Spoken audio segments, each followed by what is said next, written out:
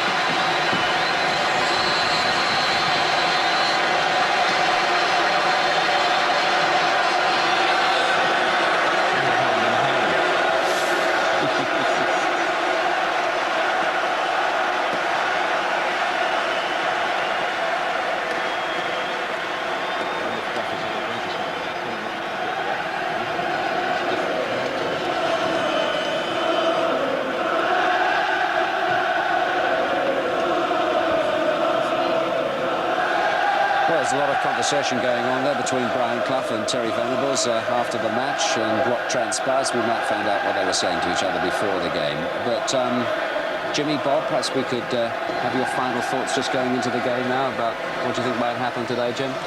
Well, I've clashed with both the managers in my time, and they had teams of immense footballing ability. There's not going to be anything in the match, really, in my mind. One of the problems might be it might be so close, you know, that they cancel each other out.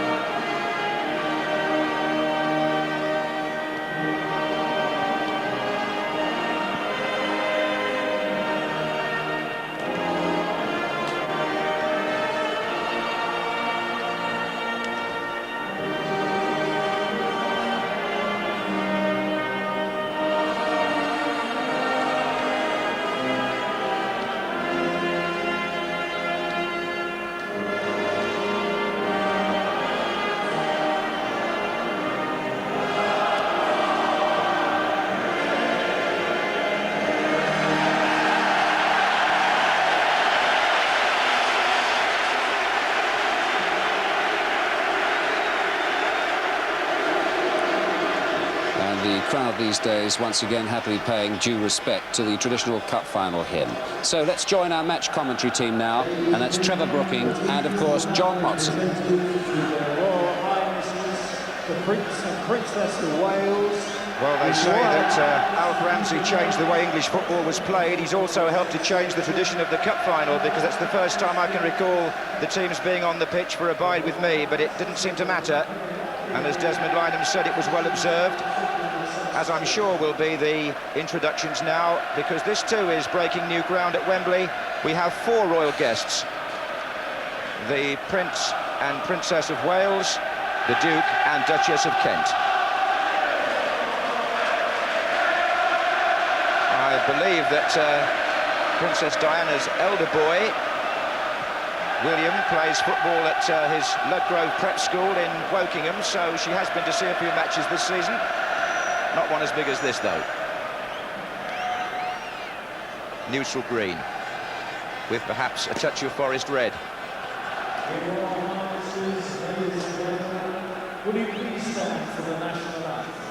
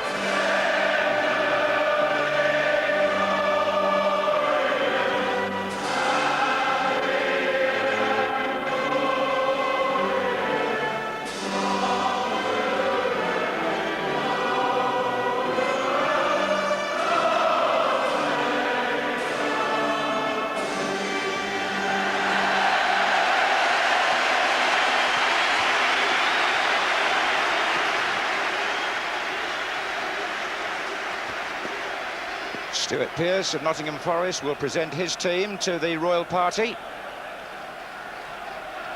Des Walker shaking hands there, Steve Chettle alongside him, fellow central defender.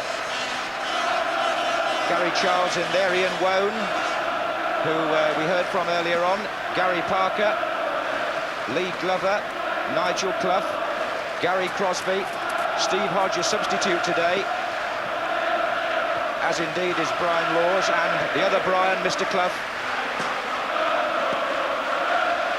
who will now be presented to the Princess of Wales. And having met one of the great personalities of this cup final, the Lady Princess Diana will be led across to meet the Tottenham Hotspur team. And in a few moments, she and Prince Charles will be shaking hands with the other great character, Gaza. I suppose you could say, with his tendency for tears, Gaza, it's a case of one Prince of Wales meeting another Prince of Wales. But enough of that. This is the Tottenham Hotspur side taking their chance to meet the royal guests. And Gary Mabbott, the captain, doing the introductions. And at the end of the line, the referee, Roger Milford, and his two linesmen, Peter Newton and Peter Brennan.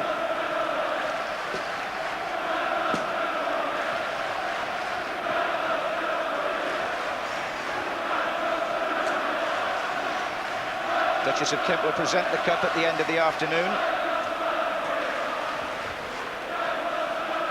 And she now meets the Tottenham Hotspur team.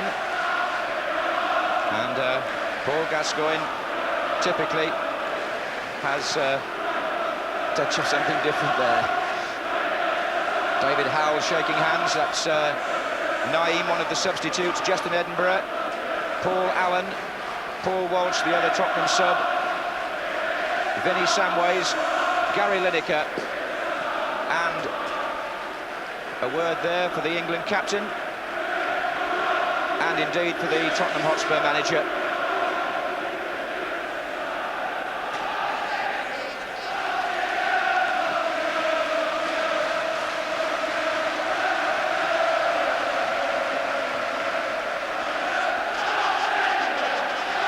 And their Royal Highnesses have been introduced to all the main performers here today.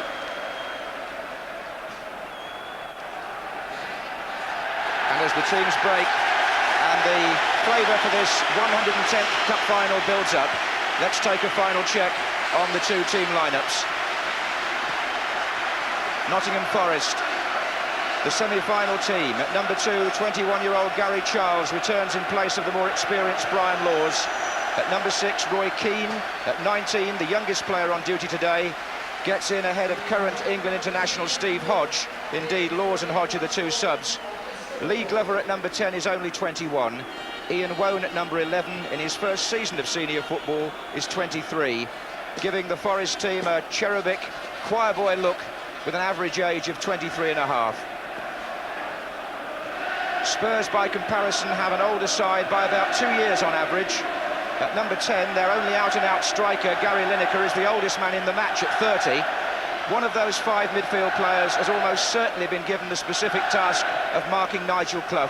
We shall see when the game starts. On the bench, as indeed they were for the semi-final here against Arsenal, it's the same team, the substitutes, Paul Walsh and Naeem. Brian Clough, having come out smartly attired in his suit, has in the past at Wembley disappeared behind there to put on his more comfortable tracksuit, and it looks as though he's going to do the same thing again. And the royal party seated now next to Bert Millerchip and his wife Barbara in the front row of the royal box, and the Forest chairman Maurice Roworth there and his wife Sally. Maurice Roworth sitting next to Her Royal Highness Princess of Wales. And in the centre circle, Roger Milford and his 2 linesmen greet the 2 captains, Gary Mabbott and Stuart Pearce. 2 of the great leaders, these players. Pearce, something of a hero now in Nottingham. They've really taken to him over the last year or 2. And Gary Mabbott, such a splendid image for a professional footballer. And the 2 teams sporting new kit today, made incidentally by the same manufacturer, and they've developed those Tottenham shorts that Bob Wilson was talking about, which are a throwback really to the 50s, I think. Perhaps Alf Ramsey and Bill Nicholson's time as a player. But here's one of the modern breed, Justin Edinburgh, just 21 years of age, the youngest player in the Tottenham side, didn't even start a league game until the 8th of December, which makes him even newer to a scene like this than Forest's Roy Keane, the Irishman who's made such enormous strides in this, his first season in top-grade football. Just before the kick-off, a chance for Trevor Brooking to have his say. Well, let's just hope it's the sort of final we all expect. 2 good footballing sides. Will it be the teamwork, passing habits of Forest, or perhaps the bit of individual flair from Spurs? We're just about to find out. Again, the Wembley pitch looks in fine fettle. Spurs in white, going for a record 8th FA Cup win. Forest trying to do it for the first time for Brian Clough. Paul Allen wearing number 11. And it's Sedgley sliding it across. And I think we're going to see a roll for David Howells, which we'll pick up in just a moment.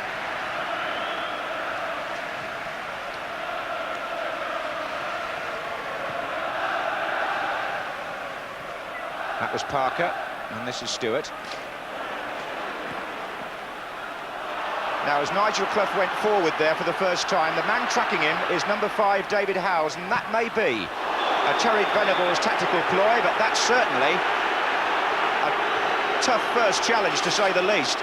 And Gascoigne walks away, and the player on the ground is Gary Parker.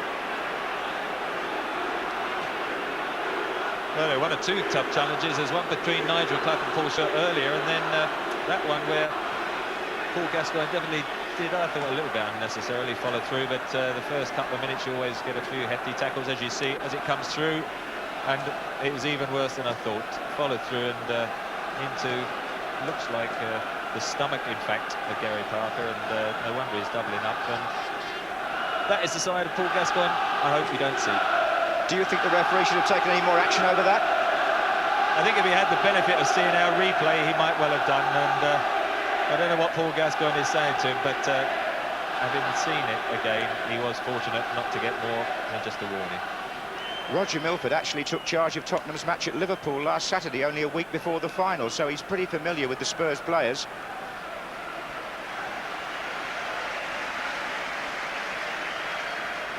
Anyway, the delay has meant that Steve Chettle has gone forward for Forest. This is Pearce. Now it's Wone. This is Chettle. Across to Gary Charles. Keane is well forward. Crosby over on the right wing. He was being challenged by Justin Edinburgh, and Forest get the free kick.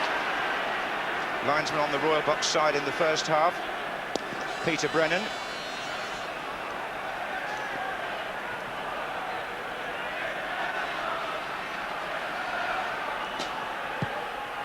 That was Chettle, and away by Van den Hauwe.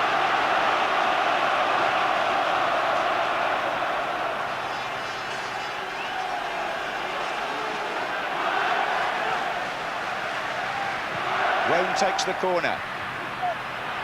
Half away there by Samways. It's a shot coming in from Charles, number 2.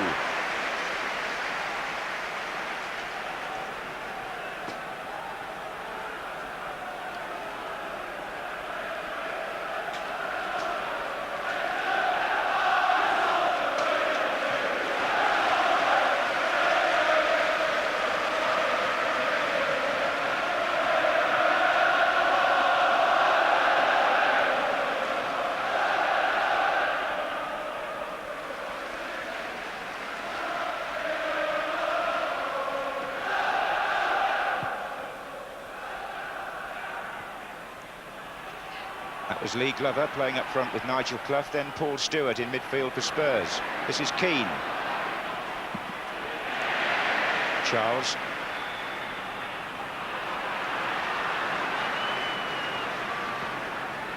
This is Sedgley.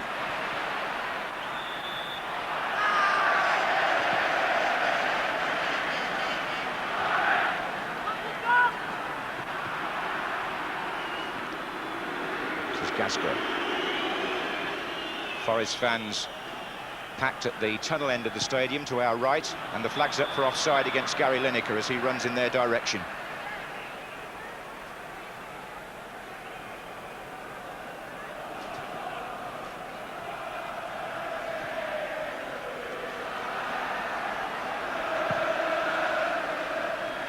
Stewart. This is Allen. And it's Vinnie Samways pressing Des Walker.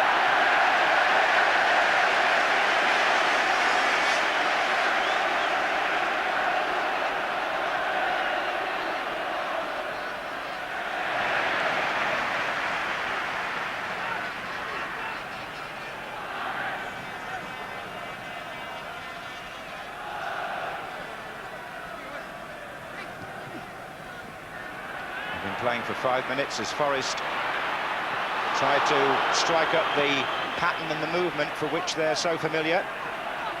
Here's Parker. They've been playing with a lot of rhythm recently, Nottingham Forest. They'll want to keep that going on this surface. And don't usually waste it like that. Touch of nerves, perhaps, from Stuart Pearce.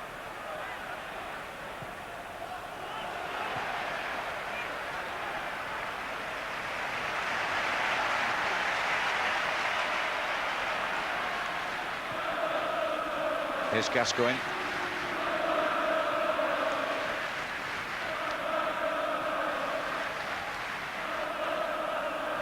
Van den Hauwe.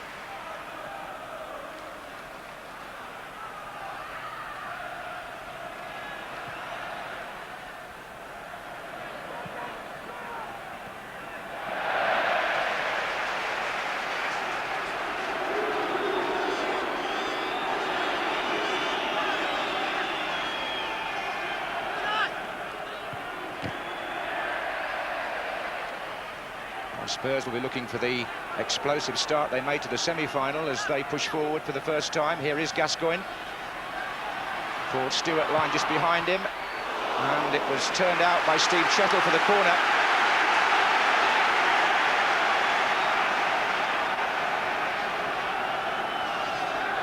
And Gascoigne will walk across to take it. David Howells is well forward there, number 5. Stewart going into the 6-yard box as well.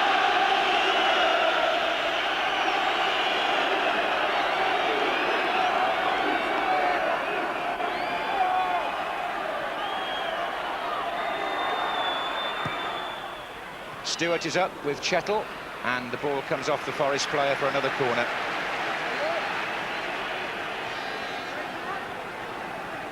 Gascoigne practicing the in-swinger.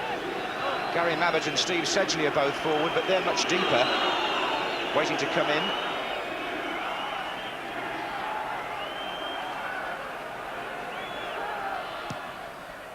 A longer one this time, and there is Sedgley, and Lineker was in there. It was hooked away by Chettle from behind the goalkeeper, and Sedgley has a shot. Well, Forest had men back there, and Mark Crossley was pleased about it because the ball went behind him as Lineker tried to get in, and there was good cover. Chettle notably was there for Forest as Lineker forced the ball past the keeper. Number 5, Chettle clears. Keane with a forward run. Here's Parker.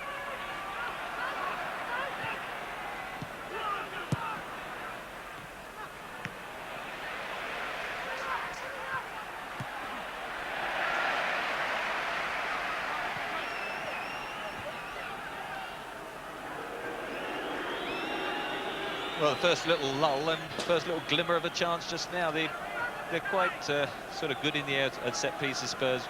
I think we've got a slight dominance in the air. Forest aren't renowned for dealing with crosses, and Mark Crossley tends to stay on his line rather than come out and take them. And certainly got a good firm header, and it was just as well Pearce sort of hustled Lineker, as I say, the first half chance of the match. Lineker again. That was from behind. Nottingham Forest received an award this week as the fair play team of the season. They only collected 45 disciplinary points in their league matches. That was the best record in the country.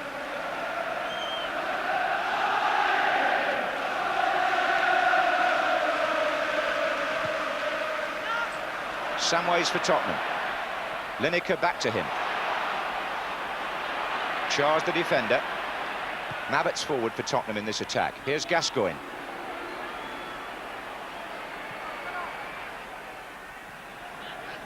And again, Wone. Vanden Hauwe. Vanden Hauwe wears number 3, but plays on the right of the Tottenham defence. And Edinburgh number 2 on the left. That's for Stewart. Walker's header. Pearce. Wone.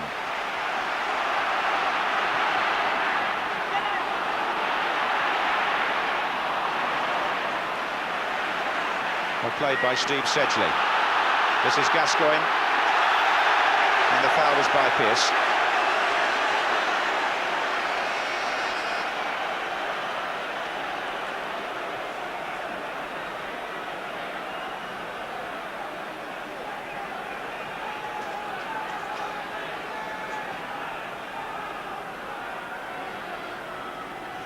Been playing 10 minutes. Here's Samways.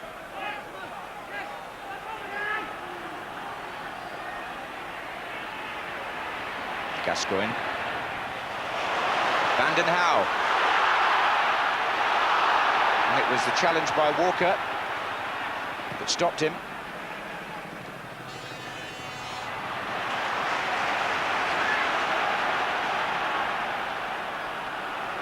Stewart.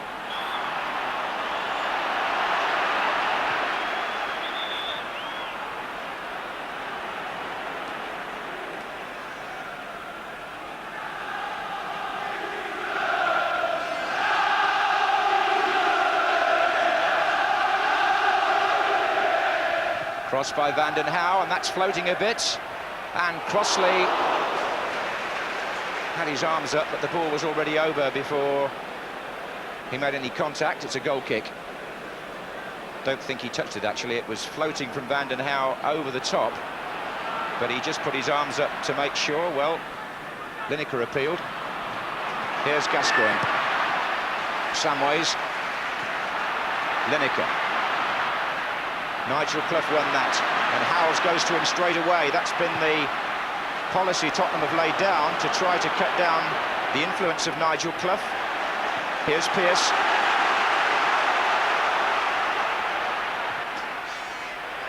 And Torsvek came confidently nearly 18 yards to meet Roy Keane.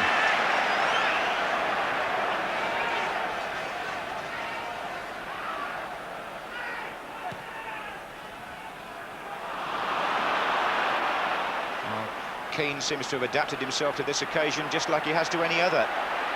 This is Wone. Parker. Glover. It's Glover's cross. It flicked off the head of Mabbott.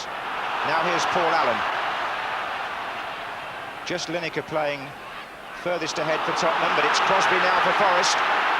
Clough inside and Glover, and Crosby goes past one and past two. It's run by Gary Crosby. I've seen one or two players go down for the penalty there because Sedgley did commit himself, and you know, he stayed on his feet, and credit to Gary Crosby. And that long ball from Vandenhouw, far too long for Lineker. Spurs have got the 5 men in midfield, but with Howell shadowing Clough. Glover. Oh, that's a good little ball. Gary Charles was well forward. Definitely a foul.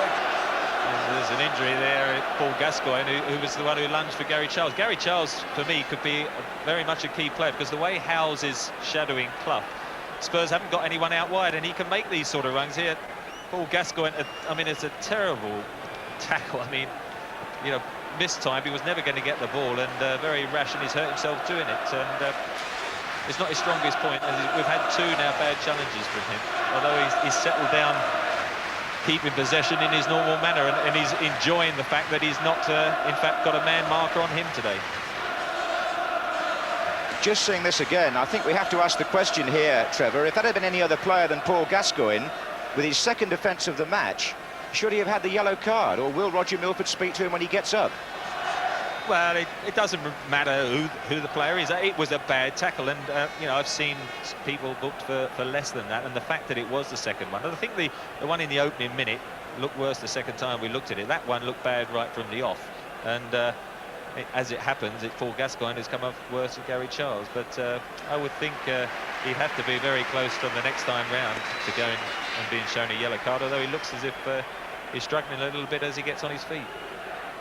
Well, Terry Venables will be concerned about his fitness. I think one ought to, as you say, treat it the same as it would be for anybody else, and it's got to be. And I think he's rather fortunate not to have had a yellow card for those two tackles, putting them together. Anyway, it's a free kick to Nottingham Forest with 15 minutes gone, and Stuart Pearce is always a danger here.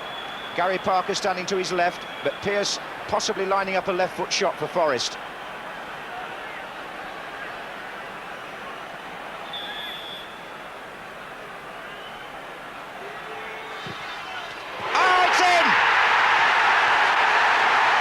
A splendid shot by the Forest captain to give Brian Clough's team the lead in the cup final. And what Gascoigne did in the semi-final against Arsenal, Pearce produces against Tottenham in the final.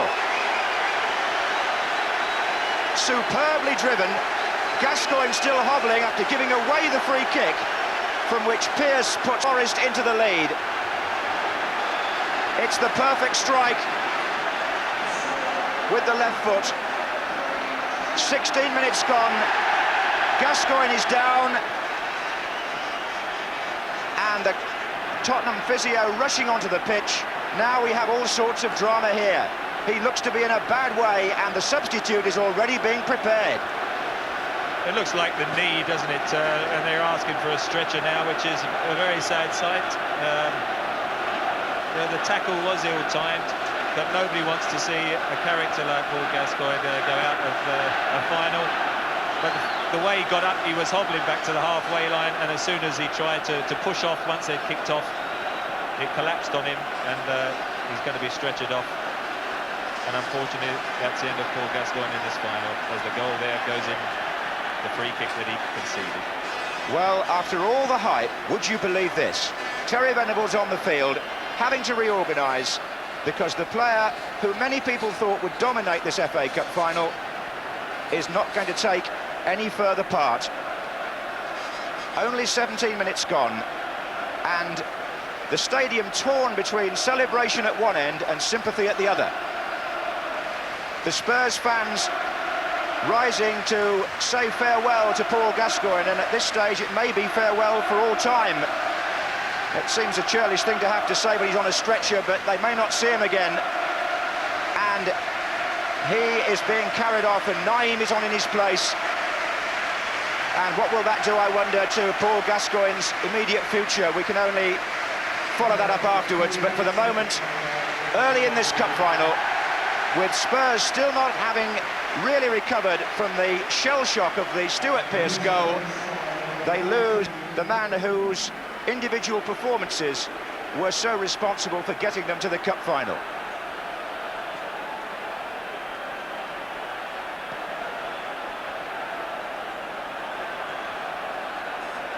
Well, there were tears in Turin, and I'm sorry to say there are going to be more tears today. But taking nothing away from Stuart Pearce, whose goal has put Nottingham Forest into a commanding position in this cup final. This is Allen for Spurs.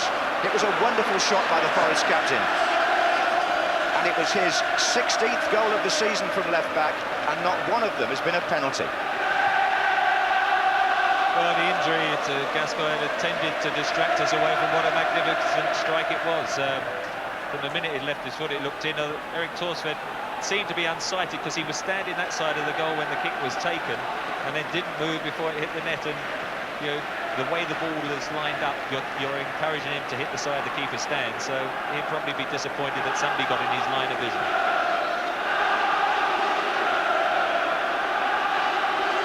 1-0 to Forest.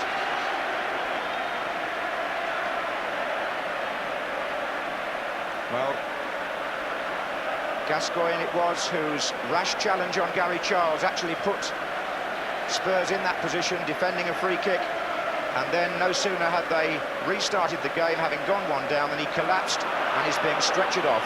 This is Nigel Clough for Forest to Gary Crosby. Naeem has come on wearing number 14 and gone into a midfield position, but there's the man who has dominated the back pages, the front pages and the supplements for the last week or so, and who would have thought he would have left Wembley on a stretcher?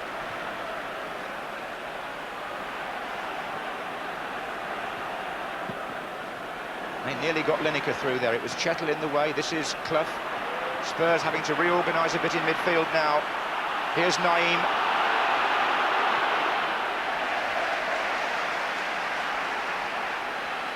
"20 minutes gone, and it's Nottingham Forest 1, Tottenham Hotspur 0.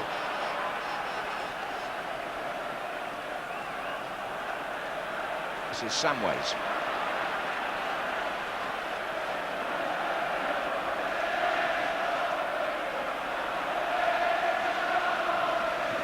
Depends on Vinnie Samways here now. I mean, he played very well in the semi-final against Arsenal, and he'll have to take on the mantle more centrally now that Gascoigne was due to.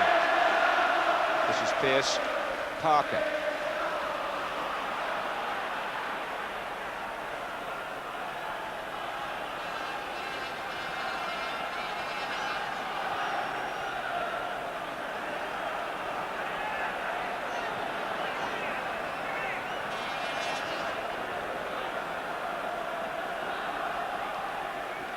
No doubt it was a knee injury of some sort or another. We'll get a better diagnosis later, no doubt. This is Stewart to Allen.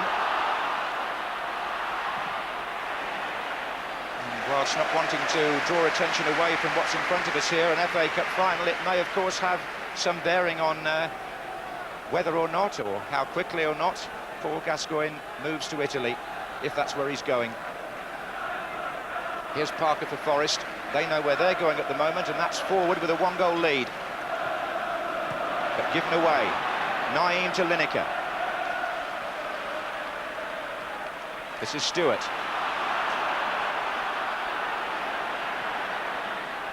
Allen.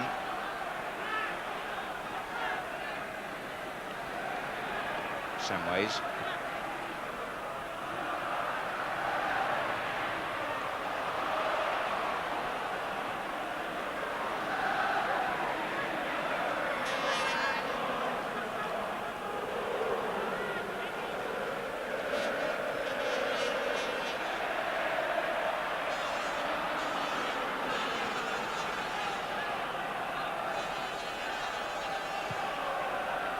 There's an almost subdued feel about Wembley at the moment, as though the injury has taken the edge off everybody's anticipation and enjoyment. One hopes it'll only be temporary, but it was a shattering blow for Tottenham, and it may indeed have... as Lineker catches Chettle on the wrong side for a moment there. Following up here is Samways. That's Allen's touch, offside. Offside. Gary Lineker put the ball in the net, but the linesman on the near side is flagging. It won't stand. The Spurs fans thought they'd equalised, so did some of the players, but there was a flag, and it was up pretty sharpish too. This is Paul Allen who makes it possible. Now, well, if you're level, you're onside, and I thought when Allen actually played the ball, Lineker had a case for saying he was on. That's one that will be debated at half-time and beyond.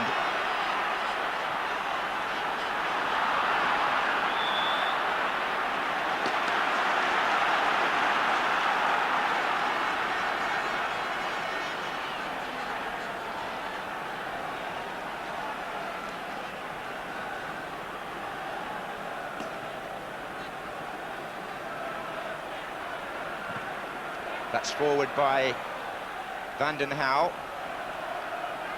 And this is Mabbott and Edinburgh. Now that was a moment when Tottenham will look back and wonder if they were the victims of a questionable decision. I know Bob Wilson's been writing in the programme about the number of contentious issues on the borderline that have affected the FA Cup this season. That may be another one. We shall have to see.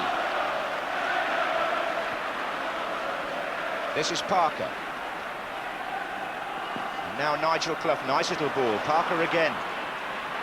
Samways. Stewart. They're trying to get Lineker in on that diagonal ball through the inside left channel, but here's Wone for Forest. And they've got 5 forwards up here. Glover, number 10, Ian Wone again. Oh, chances here, Gary Crosby was free. Storsvek saves, and what an opportunity for Forest to have gone 2-0 up. Eric Torsvek gets the credit for the save, but Crosby will see it as a chance missed. Here's Allen for Spurs. Now the game is really opening up. Samways.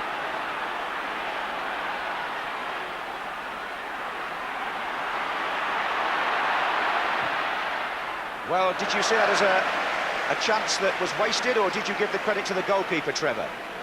Well, I think you've got to credit Torsved there.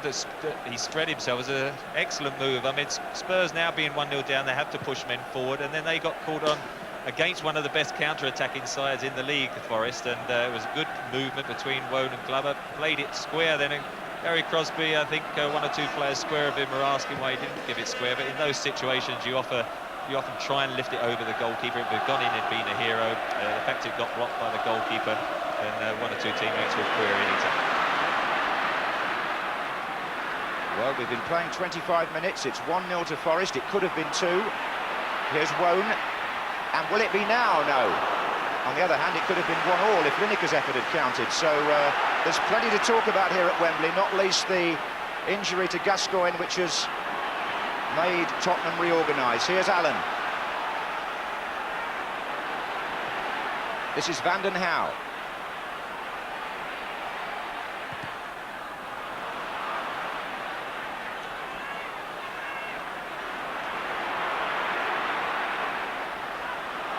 Keane. Well, Gary Crosby, I had to just remind myself, did score in the semi-final from precisely that position, the first goal against West Ham, so he could hardly be blamed for trying to put it past the keeper again. That's Samways, looking for Lineker. They need support, Tottenham here, coming up. There is Samways again, taking over the main role in midfield. Naeem. Hit Chettle, Samways. Hits Chettle again, Naeem. David Howell's waiting in the area now as the cross comes in. Paul Allen!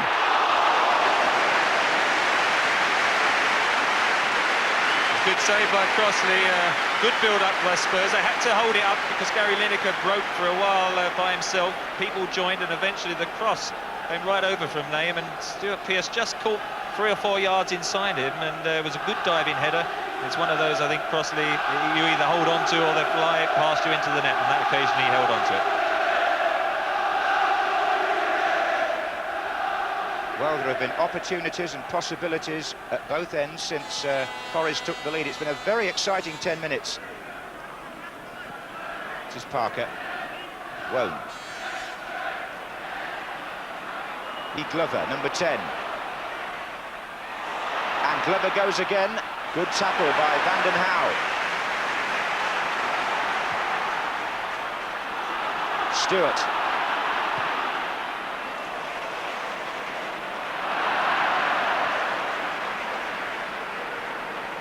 Now I want to go back to the incident down here where Peter Newton, I'm sorry, the linesman on this side of the field from Widnes. There goes Keane. Peter Newton from Widnes on this side of the field, flagged for offside against Lineker on what Tottenham thought was an equaliser. And that's why it stands at 1-0, but I just feel it was a very tight call. Samways.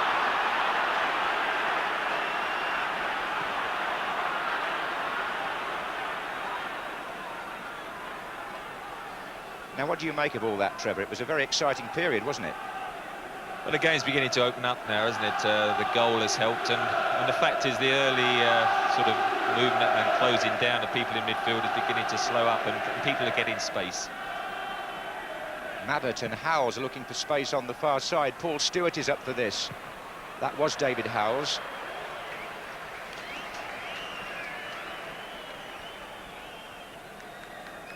Whenever Forest and Spurs have met in recent seasons, it's been a good, fast, open game with usually a lot of scoring chances, and this looks, from the start, to be no exception. The slight problem Spurs have is getting sufficient men forward, because by pulling one of their midfield players, Howells, back to mark Clough, and they've got Sedgley marking Glover, and both fullbacks, Van den Hauwe, Edinburgh, don't get forward that much, and you've almost got Gary Mabbott marking as a sweeper, working behind the two markers, and they're struggling to get numbers forward to join Lineker. Was Allen getting back to challenge Parker, and Glover had cut off the pass back. Howells, Van den Hauwe. No foul given. Van den Hauwe looks at the referee, play goes on, and that's Mabbott challenging Glover. Quarter of an hour left in the first half at Wembley in this FA Cup final. Nottingham Forest lead Tottenham Hotspur by 1-0. A superbly struck free kick by their captain.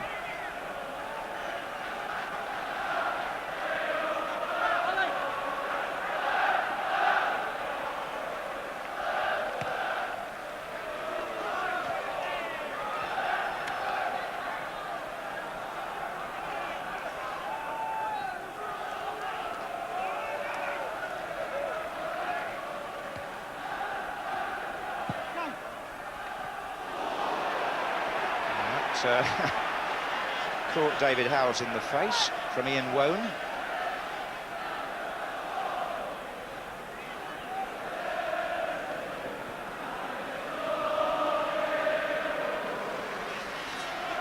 To Sedgley. All-seater crowd now at Wembley of 80,000, and they've paid gate receipts alone today of well over £2 million, but they've seen the £6 million player carried off.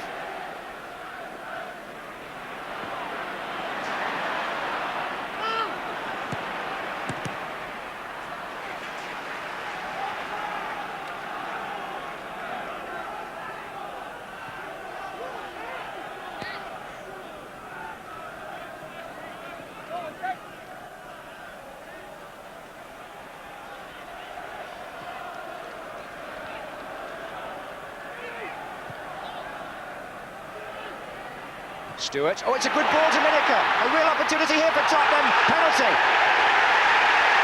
Now, what does the referee do about the goalkeeper? Lineker has been brought down by Crossley. Spurs have a penalty, but in the Football League this season, referees have been sending goalkeepers off if they call it a deliberate foul to prevent a goal-scoring opportunity. I don't think he should be sent off, because I think a penalty is a just enough punishment for an incident like that, and I hope the referee agrees with me. But Gary Lineker is the man who takes the Tottenham penalties, and now on his shoulders, shades here of the World Cup. And Crossley has saved it, and follows Dave Besant as a goalkeeper who saves a penalty in an FA Cup final. Extraordinary. Now Brian Clough just wipes his chin, and Lineker looks stunned. Corner to Spurs. Mabbott came hurtling in there. This is Paul Stewart.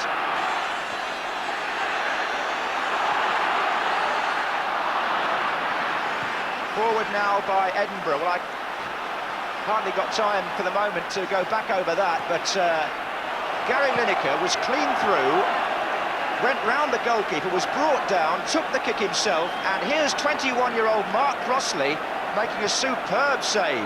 That's going to go down in Wembley folklore. Although the pedantics might say, and Terry Venables obviously disappointed not to be on level terms here, might say that in other matches with other referees, Crossley might not even have been on the pitch to save it. Trevor Brooking. Well, great piece of play by Paul Stewart. Gary Lineker, typically in this situation, keep his head. I think Crossley initially, he's trying to get to the ball. There's no way I would send any goalkeeper off for that. But it's definitely a penalty, and I thought Gary Lineker struck it pretty well, but Crossley had decided to go that way, and at full stretch, a magnificent save. And I think you might play that on his video a bit later this evening, a few times.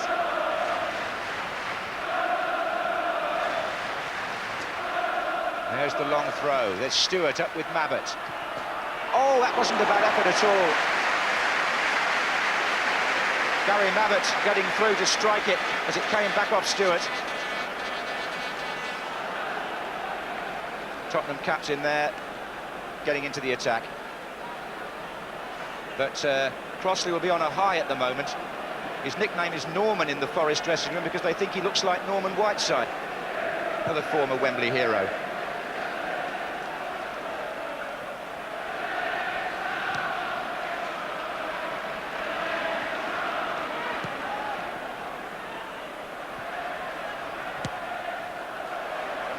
I understand that the injury to Paul Gascoigne surrounds the ligaments in the right knee, and that he's going for an X-ray at this moment.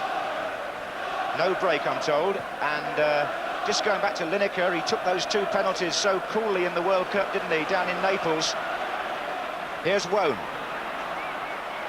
Parker with the shot for Forest with 10 minutes left in the first half. And the score stays. Nottingham Forest 1, Spurs 0. Well, no shortage of incidents, and the game, Forest got their noses in front, but Spurs pushing forward, had that opportunity, and no better one than a penalty, but as I thought, Gary Lineker hit it well enough, and just let's give Mark Crossley every credit. But there are chances developing, and I'm sure we're going to see some more goals before the final whistle is blown. I would take nothing away from the save at all. It was terrific. I just wonder if it was hit at a height that perhaps goalkeepers might appreciate, but certainly Spurs will see it as an opportunity missed. And here's Allen. Stewart.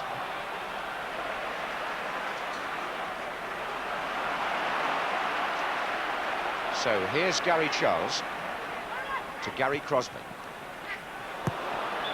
There's a late challenge there, just in Edinburgh. Very late in the tackle. There'll be a free kick.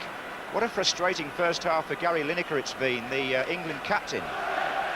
Put the ball in the net only to see the flag up for offside, which he contested, and then round the goalkeeper, brought down, took the penalty, had it saved.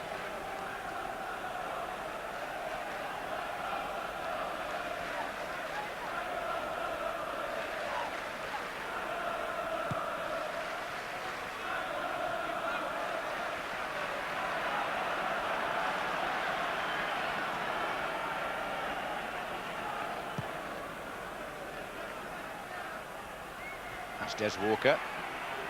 Howells for Tottenham. Stewart.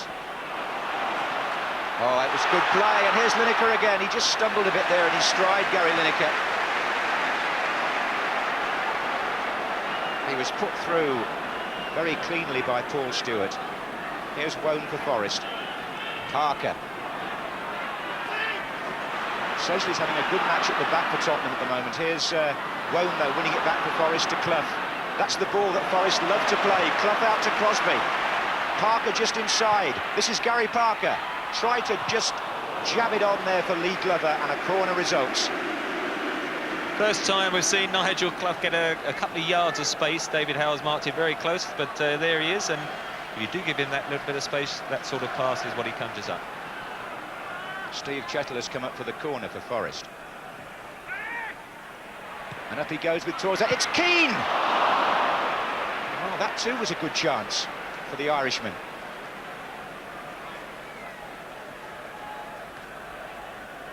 Yeah, near post corner, Torsved comes trying to punch it, I think, rather than catch it, and it just sort of drops down, and Roy Keane actually waiting for the ball to drop, and snatched at it, hit it a bit early, and floats over the crossbar. But as you say, good opportunity again.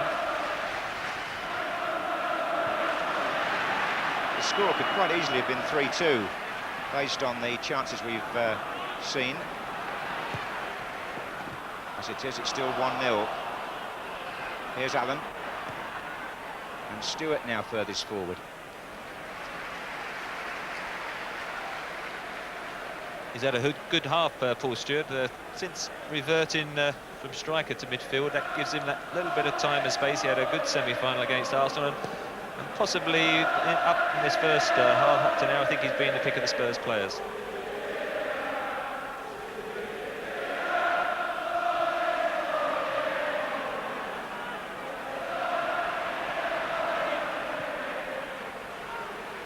Six minutes left in the first half here at Wembley.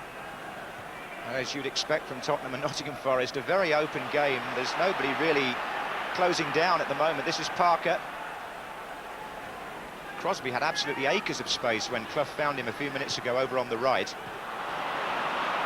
Now Pearce meets Van den Hauwe. That could be an all-ticket one, that. I think they would put that on somewhere else, probably indoors at Wembley, I would think. Two of the strongest men in the game. Here's Stewart.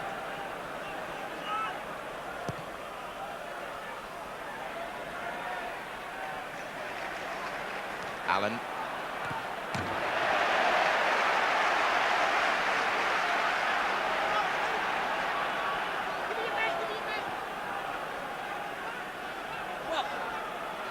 So, just about 5 minutes left in the first half here. It's going to be Van den Hauwe with the throw for Spurs. Stewart facing up. Lineker, but a foul by Stewart.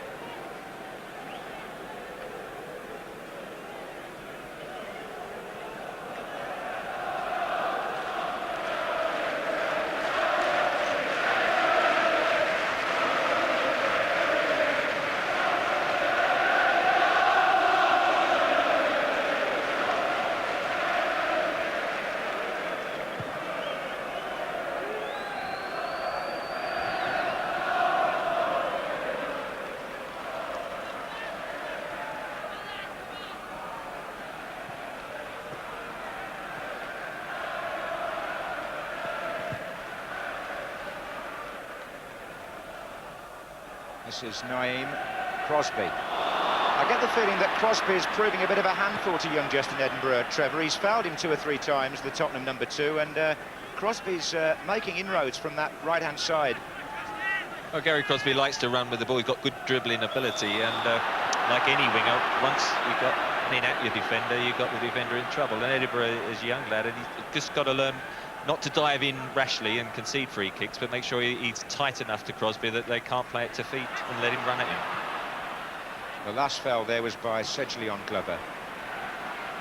Now, how are the royal party enjoying the cup final, I wonder? Well, Nottingham Forest chairman is sharing a few thoughts with His Royal Highness.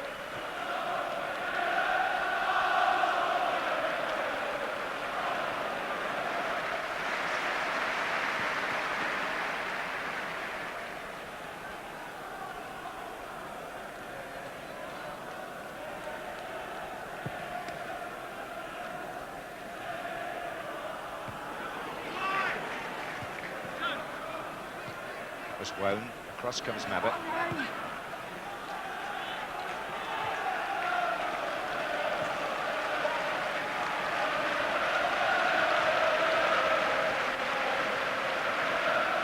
David Howes away from Nigel Clough.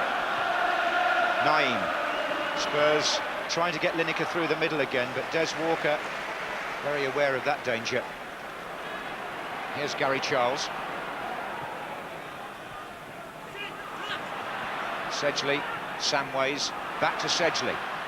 Lineker. Oh, now then, Tottenham could get sucked in a little bit here to the Forest counter-attack, which they're specialists. This is Wone. Mabbott got a tackle in. And with 2 minutes left in the first half, it's Samways for Spurs. Van den Hauwe charging down the right. Pearce goes across.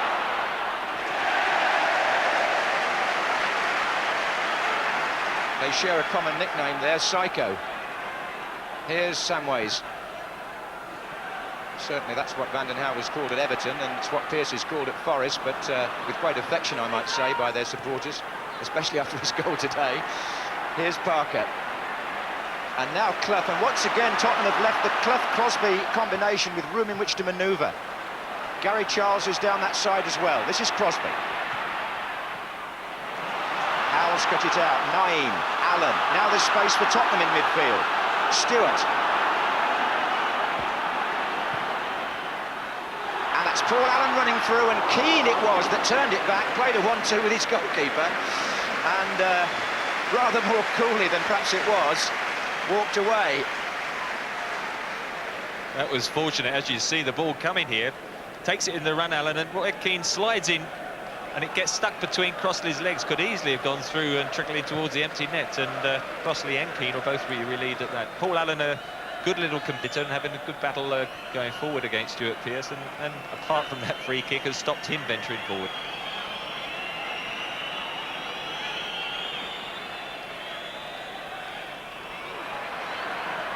This is Samways to Stewart. We're in the last minute of the first half here.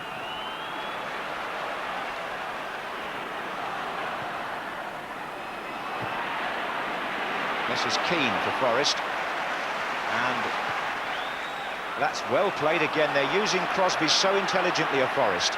And Edinburgh doesn't like it very much.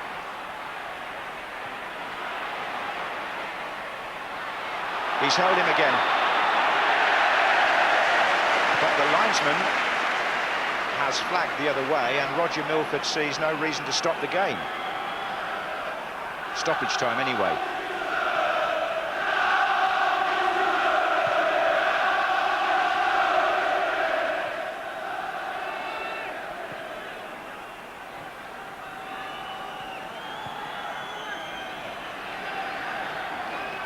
Forward by Sedgley. Forest, such a good passing team, aren't they? That was Keane to Wone. And it's all usually on the ground and nicely measured and precise. Pearce now. Keane.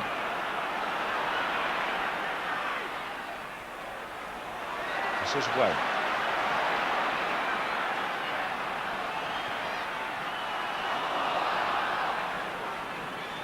Time obviously being added on here by Roger Milford because of the delay over the Gascoigne injury.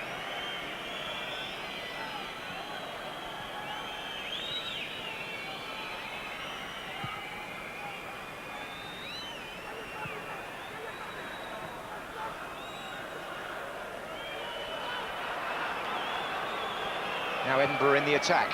Charles.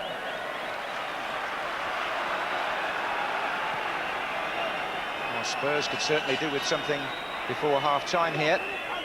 They're leaving the long throw for Steve Sedgley. Howells is deep in the penalty area, coming to meet it. So too was Keane. That was Edinburgh, back to Sedgley. Lineker closing in.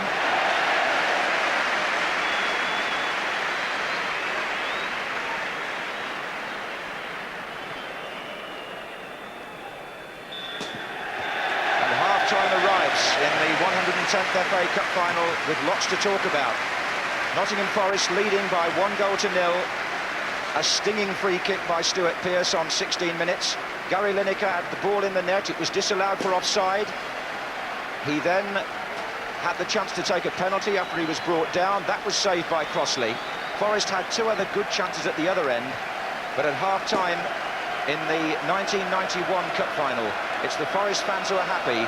Their team lead Tottenham Hotspur 1-0, but perhaps the biggest event of all, the carrying off on a stretcher of an injured Paul Gascoigne. That's the sad picture for Paul Gascoigne today. He's played no part in this match for the last half an hour or so, off with knee ligament trouble, we're told. Phew, that was some half, wasn't it? Plenty of incidents for us to talk about in a moment or two, but let's first of all show you what's been happening in the first half of the Scottish Cup final, Motherwell and Dundee United. Dundee United playing in white.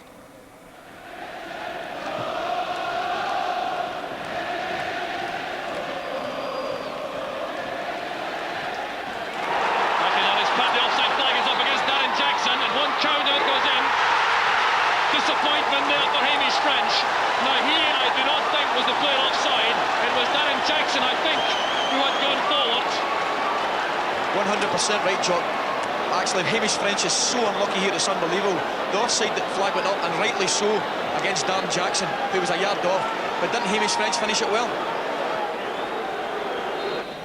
So a chance here for John Clark, the Udi shooting putt, or Freddie van der Haan. They're both very good from this position, outside the penalty box. Here's van der Haan. Off the inside of the post, and once again, United are very unlucky. Oh, what a tremendous shot it was from Freddie van der Haan. He drilled his low. Alistair Maxwell diving full length for that, and it's another let off for Motherwell. Hill playing in high for Allen. That's the way Dougie Allen likes to receive passes. There's O'Donnell. Ferguson into space for Griffin, who's doing some good work on the right for Motherwell. Releasing the early cross. There's Ferguson! It's a classic from Motherwell! The celebrations begin! It's a goal of outstanding quality to put Motherwell ahead with 33 minutes of the first half gone. The cross here by Jim Griffin, who took up great position and was deflected, but just look at the accuracy there in the header from Ian Ferguson. So Motherwell won up at Hampden, and of course Forest won up here at Wembley. What a half that was. And there were we saying what a good guy Gascoigne was before the match. And Jimmy, right at the start, he rather put himself about a little bit too much, didn't he? He did. I mean, he means well, but there is a flaw in his temperament, obviously. Today he was so psyched up that that first tackle, I don't think I've ever seen one quite like that. Watch the height of the boot that he carried on and got Parker in the chest with. I mean, quite extraordinary tackle. If it had happened later in the game, it definitely got booked. That's nothing to do with it, does it? You should have booked him there and then.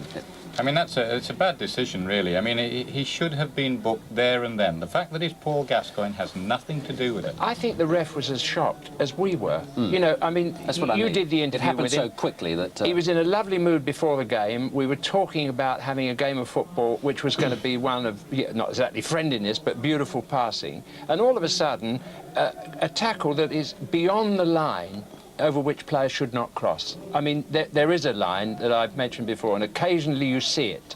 And that tackle was in that category. Hyped up and adrenaline flowing, but wrong. And his second contribution was costly in so many ways. Well, it was just such a crude challenge again. It's a bookable offence in many respects. It's a bookable offence, that. I mean, it is very, very sad that he's had to go off the field because of it. But I mean, I think it could have been a booking. It could have been a sending off. He could have gone off with 2 yellow cards, you know, never mind the injury. Within a quarter of an hour of the Within a quarter of an hour of the game. Yeah. And I mean, I was ridiculed in one paper last time for saying that a great player like Gascoigne, when he was on form, was magnificent and can win you a game. When he's off form, he's a liability. And in the mood he was, Spurs were lucky they didn't have 10 men for the rest of the game. But it's that indefinable thing within him, Jim, isn't it? It's the adrenaline thing, it's the wanting, you know, it's the overexcited thing, but it's just fractionally those occasions. We saw him against Notts County earlier this season when he put an elbow in the player's face, which was really either a red card, but he got away with that. Well, a month ago, he was the hero. That superb free kick. He was the hero at 10 to 3 this afternoon. before it happened. Yes. He was our hero at 10-3 this afternoon. This is what resulted because of that that foul. Oh, this is the ambulance coming. The good news, if you can call it good news, is that we gather he hasn't broken his leg. But ligaments can be a very, very serious problem. I mean, it can be a lengthy. Sometimes it can be longer than the mending of a broken leg, but it's of great concern to Tottenham in every respect at this moment. I would think the general manager of the Midland Bank, actually sitting at home, if he is, unless he's here, his knees would be knocking, and because that's £8.5 million pounds certainly on hold for the moment. Right. Well, here's as I said just now, the incident that led to it, or the free kick that happened as a result, I should say, and what a free kick this was. A bit going on in the block there, which we might take another look at. Look, there's a bit of shoving. Oh, there's no doubt about that. There is absolutely no doubt that Glover, watch number 10, I think it's Lee Glover, now he knocks Gary Mabbott right out the way. Yeah. And it's foul? superb. Oh, absolutely. A foul shouldn't have been. No goal. No goal. No goal. No. You see, I told you the worst place at Wembley is in the referee's costume. It's getting a bit like American football, which we've mentioned before. Things are going off the ball, and one man with his two officials are not enough now to cope with what's going on the field of play. So, there it is. Look, there's the still picture of it.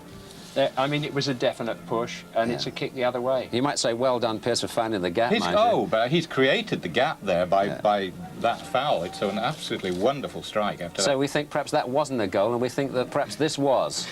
Certainly. Lineker. But we did say beforehand, when your name's on the cup, it may be on the cup, you know, for some other reason than... Vinnie Samway's lovely pass.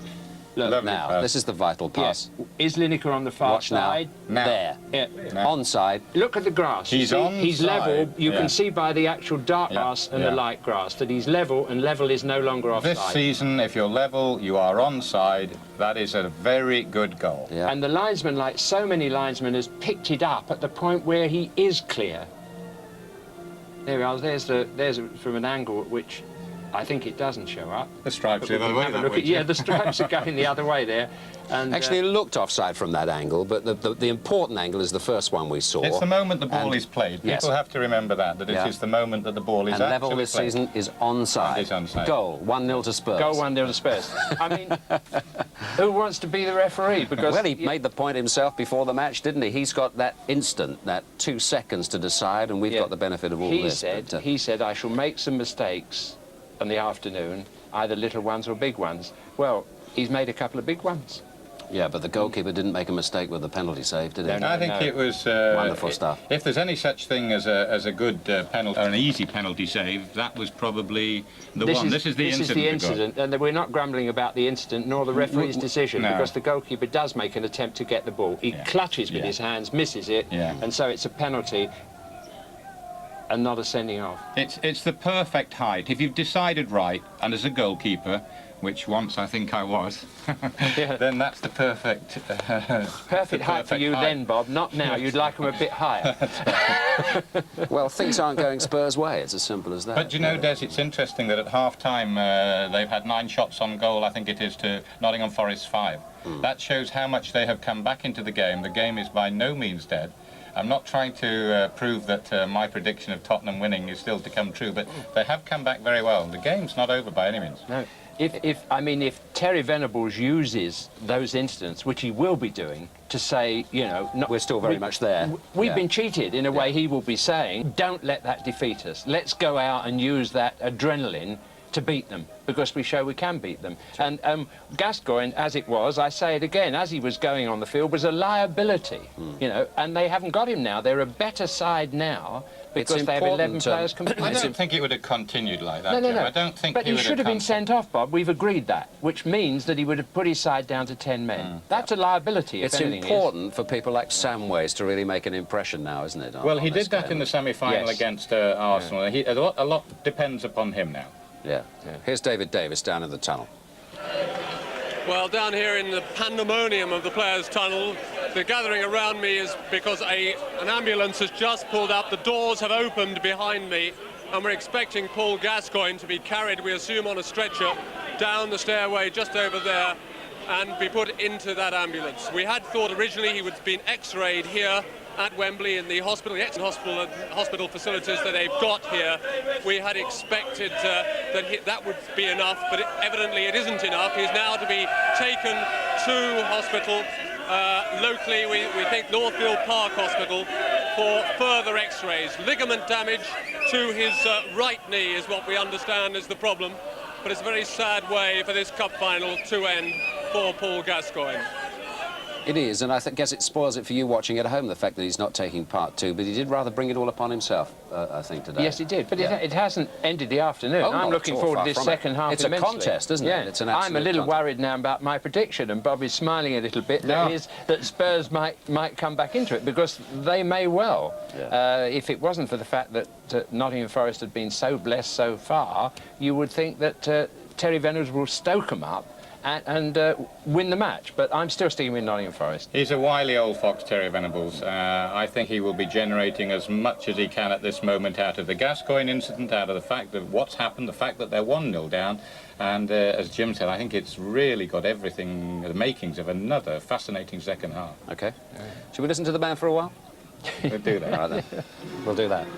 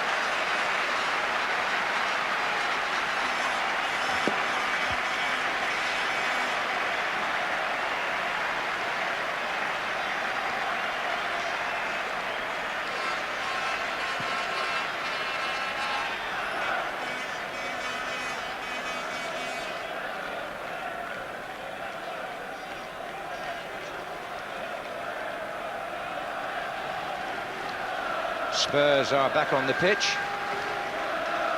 Wembley has become something of a second home to their supporters in cup finals, but so too has it for Nottingham Forest, who've been here in the League Cup so many times. And I must say, just backing up what was said in the week about the improvement in the behaviour of supporters, the whole scene today here is very calm and comfortable, and you don't feel any sense of threat, which was perhaps evident not so many years ago. You will have your views on whether the all-seater plan is a reason for that. Meantime, Nottingham Forest are coming out and just emphasising the fact that Stuart Pearce's goal is the one which, at the moment, has them in front. We've seen that it was partly gained because of a push, and then Crossley, who I've got to say, backing up Jimmy Hill, he did go for the ball, as we saw there when Lineker went through, so I'm pleased that there was no suggestion of him. In fact, he wasn't even booked for that, which shows you that Roger Milford felt it was a legitimate attempt to try and get the ball, even though he got Lineker's feet. So after not having seen a penalty missed in a Wembley FA Cup final for all those years, we've now had 2 saves in what? 4 years. Dave Besant from John Aldridge and young Mark Crossley from Gary Lineker.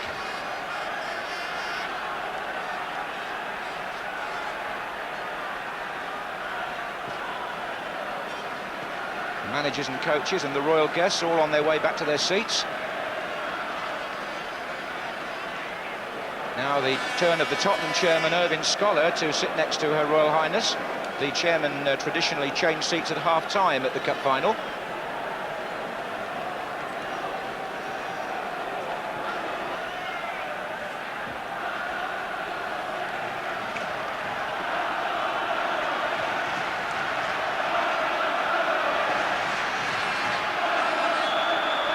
So away we go with Forest now playing from left to right. Naeem has started the second half over on the left wing here for Spurs, which is where he was playing for much of the season. Indeed, he scored against Forest in the league game a fortnight ago when the teams drew 1-1.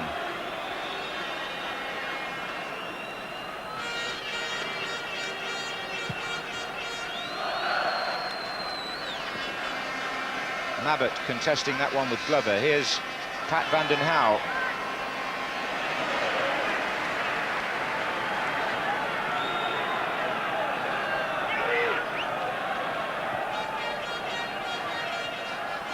There's Lee Glover. Taking on Stewart.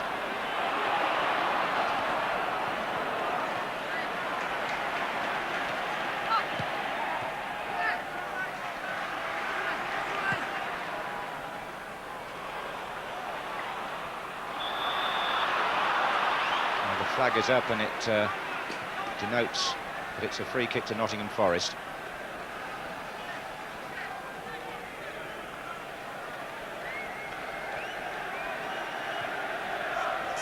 Here's Chettle.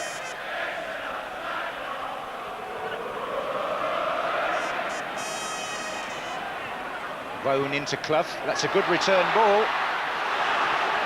And the back pass is a bit short, and here's Keane. And hooked away by David Howells.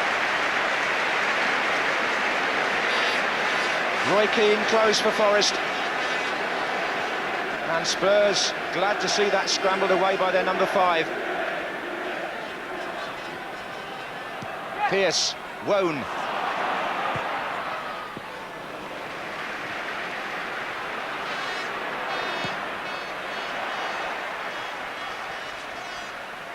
Well, a bit of a let off for Spurs here. You see a pass back by Howells and it hits van den Hauwe and sort of rebounds then. Roy Keane pounces up. It's a difficult one to control, but Howell, who made the original pass back mistake, relieved to hook it clear.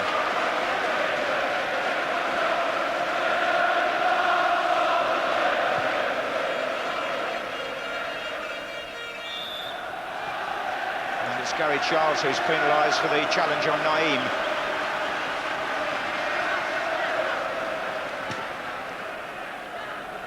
This is Samways.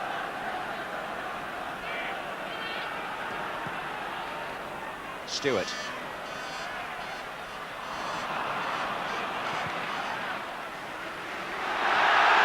Moment's aberration by Mark Crossley. The ball rolled over the line for a corner.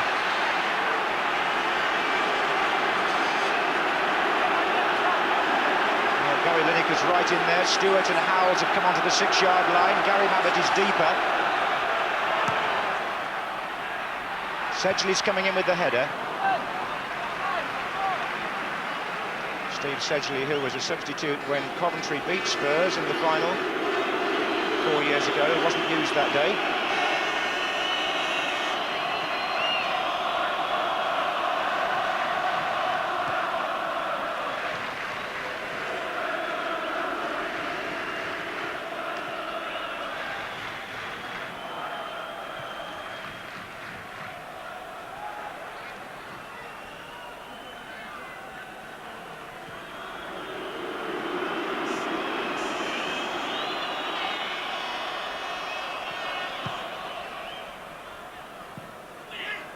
Was Edinburgh.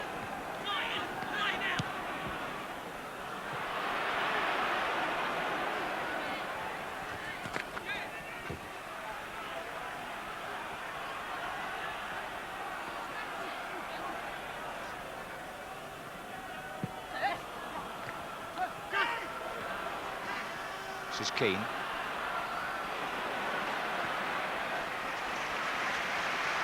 Now Pearce. Parker, back to Chettle. Van den Hauwe for Spurs. Long ball looking for Lineker. Came off Walker's head, Charles covering. Done well, Gary Charles. Got a lot of pace and, of course, in the England squad for the tour in the summer, so shows the standing he's thought of throughout the game. There's 5 Forest players on that tour in all. And that's a slice by Mabbott. Bring back a few bad memories for him of the cup final.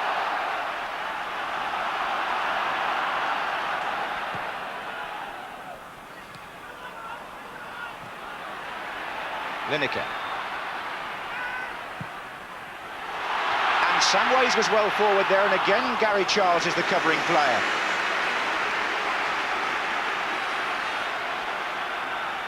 Excellent work defensively there, twice in quick succession by the 21-year-old who hasn't been in the team for the last 2 or 3 games. Brian Laws has held that position, but Brian Clough put young Charles in today.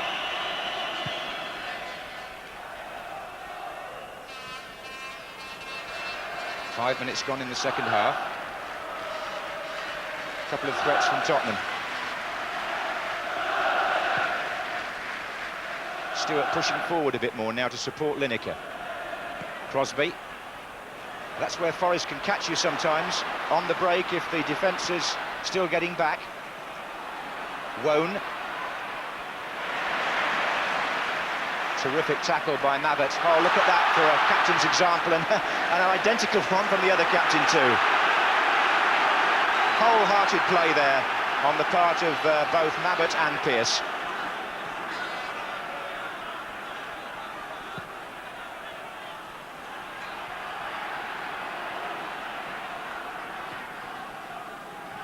Steve Sedgley. Stewart makes the forward run this time, and Pearce says to Cronny, come on, get off your line. May have been a bit slow starting, but he's found Parker. Wone.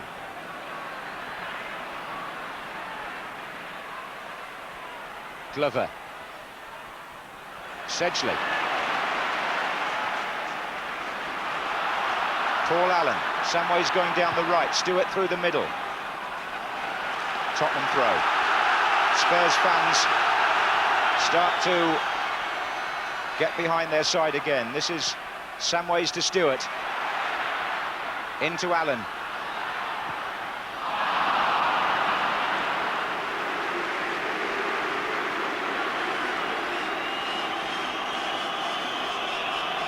Spurs trying to lift their side, and their supporters trying to lift them as well. They know it's very important to try and get back there. A second goal for Forest, you feel, would put the game beyond their reach, but they've always got the option of Paul Walsh, who's the substitute, but having used Naeem already, Terry Venables has to time that right in case he does get an injury sometime during the second half. But I would think he's got to give Paul Walsh at least 20 minutes if the score remains as it is. Keane for Forest to Clough. Parker.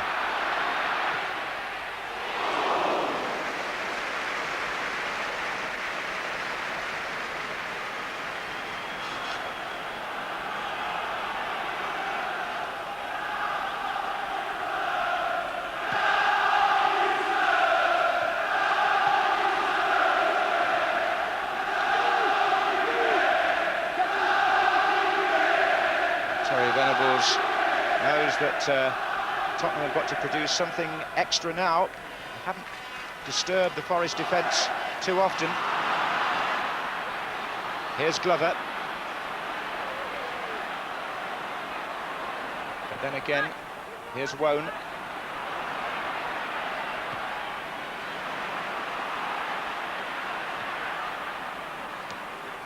They will look back, of course, on the disallowed effort and on the penalty they missed. How expensive will that prove, I wonder, if at all. Here's Wone. It's Pearce now for Forest. Keane's coming in with the header. Corner. It was turned over, possibly by Justin Edinburgh. Edinburgh did well here. He's left his man Crosby and come in and just distracted Keane enough and to come off the top of his head and conceded the corner. But should be taken by Wone. Half away by Sedgley. Pearce is coming in with a header. Offside against Nigel Clough. No need to stop the game.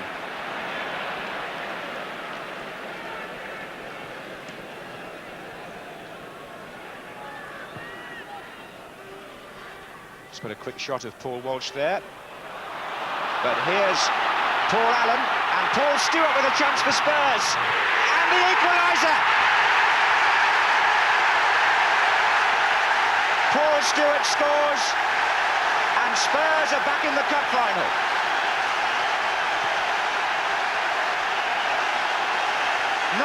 got the ball across to Paul Allen, who really made inroads there. Lineker was one side of him, but Stewart was the other. And Stewart, coming in from the angle, drives that with great accuracy and venom past the right hand of Crossley and into the far corner.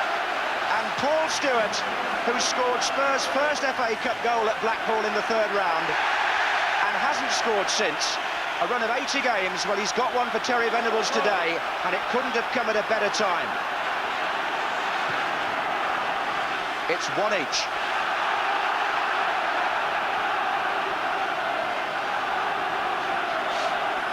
Fine sweeping move, good ball from Naim. Paul Allen took it in his stride superbly, waited and timed the pass then to Paul Stewart just at the right moment. And Gary Charles, the right back who was sort of just covering round again, but played then to Paul Stewart onside, couldn't get across in time, and he hit the far post perfectly. Here you see Gary Charles then comes across. It was him who then played Paul Stewart on, and he hits a perfect one through Gary Charles' legs to the far post. Crossley no chance. And we're back to one apiece. And the Spurs flags being waved with great enthusiasm at the left-hand end of the stadium. And Brian Clough's face, well, expressionless, I think you'd say. I think perhaps Paul Walsh might have to sit down for a little while now, but the other option on the other side of the bench for Brian Clough is, of course, Steve Hodge, and with his experience, I wouldn't think it would be too long before he might be brought into the action. Here's Edinburgh for a rejuvenated Tottenham. Lineker just inside him.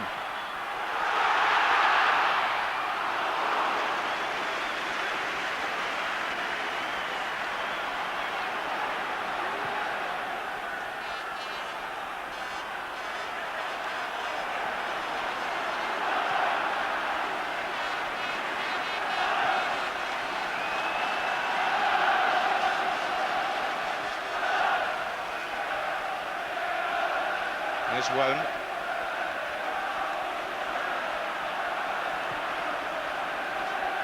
Now it might be Forrest's turn to think back on one or two opportunities wasted. Here's Crosby. That's a foul by Naim, but a good advantage by Roger Milford.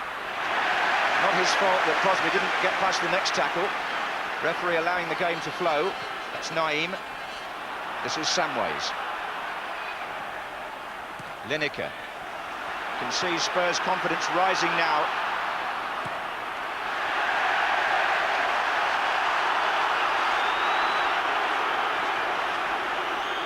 Paul Stewart's brother Anthony in the crowd today will have enjoyed that goal. Last week at Liverpool at the end of the match, Paul ran to the crowd and threw his shirt in. I thought it was because he might be leaving Spurs. In fact, it was because he's promised his brother his shirt. And I know his two children are watching as well.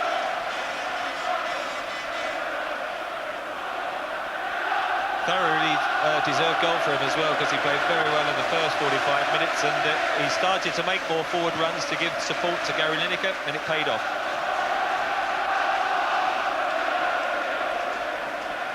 That was forward by Charles.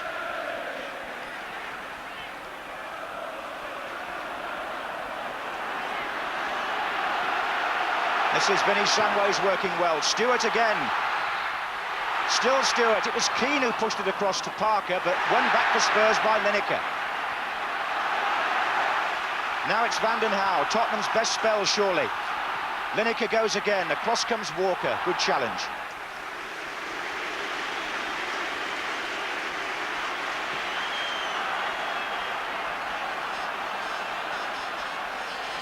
Well, the match has now settled down into a typical Tottenham Forest pattern. First one team coming forward, stringing the passes together along the ground, and then the other. And those fans are a lot happier now.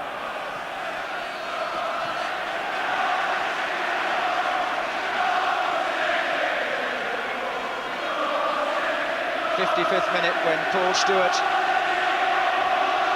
equalised for Spurs.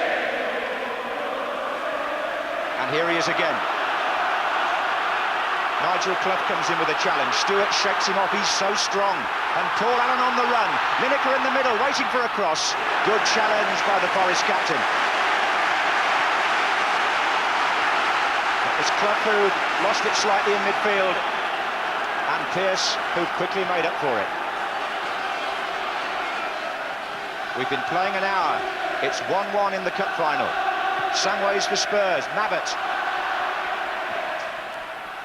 Allen now.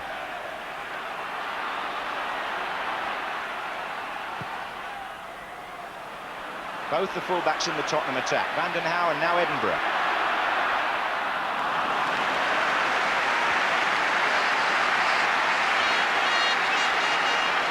Our information is that there's going to be a Nottingham Forest substitution in the not-too-distant future. And it could just be that, well, it's going to be Steve Hodge, that's for sure. Could be Ian Wone that comes off. They could push Parker onto the left, we shall see.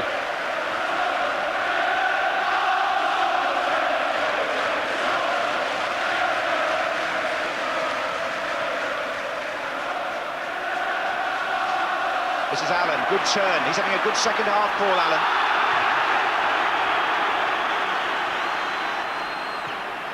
Well, Wone not really in the game at the moment. This is Stewart, because Spurs are definitely dominant in this period. This is Sedgley.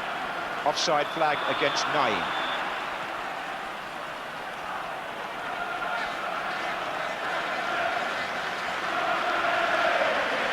Yes, it's going to be Ian Wone. And the man replacing him, Steve Hodge, who is a current England player and also played for Spurs in their last cup final against Coventry City. Ian Wone in his first full season, and Steve Hodge, a seasoned player, takes his place. Now, will Hodge play on the left? And will they keep Parker where he is? There are two alternatives here for Forest, but Hodge has gone to the left at the moment. Glover. And again.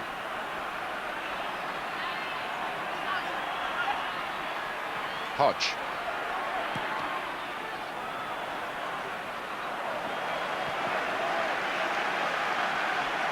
Well, I totally agree with the substitution. I think Vinnie Samways, in particular with Paul Stewart, were dominating the midfield area. But I'm surprised if Steve Hodge stays out on the left. I would have brought him in the centre and moved Gary Parker. But as you say, at present he is going to line up on the left. And that's Lineker chasing that pass from Naeem. And it's still Lineker. And Allen's following up here for Spurs. And they're giving the Forest defence a bit of a chasing in this 10-15 minute spell at Tottenham. Lineker was away there. It was a well-hit pass from Naeem. Here's Sedgley coming out of the back four again, as he has on several occasions today, making the extra man. Stewart again.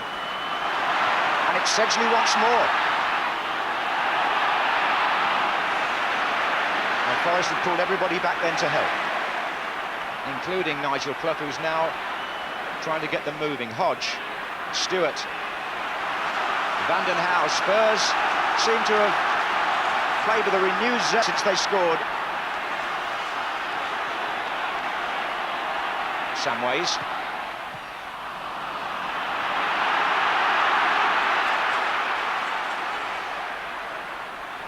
This is Glover. And I think Van den Hauwe's challenge has been adjudged a foul.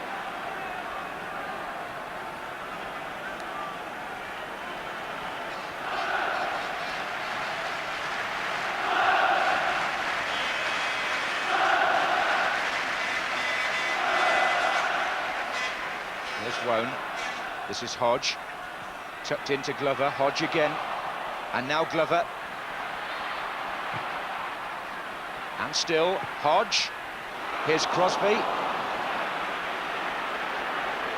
and it comes to Naeem.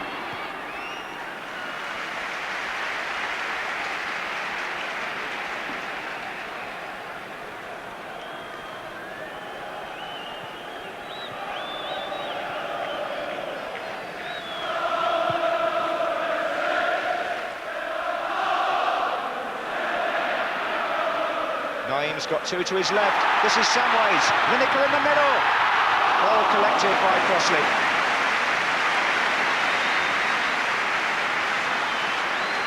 Great piece of play by Naeem, who's got better and better as the match has come on, and a good ball to Samways unselfishly across the goal. It was just a little bit under-paced and allowed Crossley to get to it, but brave dive by him. Well, Gascoigne on his way to hospital by ambulance, but there's a healthy look about the Spurs team he's left behind just at the moment. 20 minutes gone in the second half, it's 1-1. But if Forest had the edge before half-time, Tottenham has certainly got it now. This is Howells. And now it's Van den Hauwe. Lineker, offside flag is up against Allen.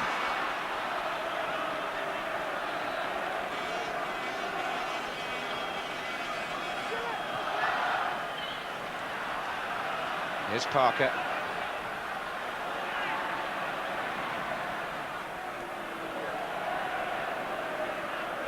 Hodge. Keane. There was nobody there to play the 1-2 with, really. Pearce to Chettle.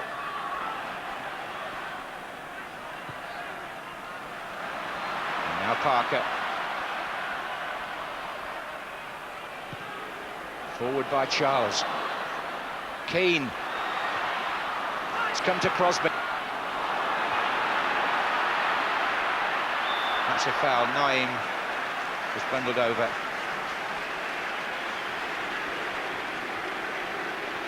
Well, the day started out very much around the two characters, one on each side. One has gone injured, the other is sitting on the second row of the Forest bench alongside Ronnie Fenton and Alan Hill. But he has no way of knowing, and neither do we, which way this cup final is going to go next. Whether his dream will finally be realised or not.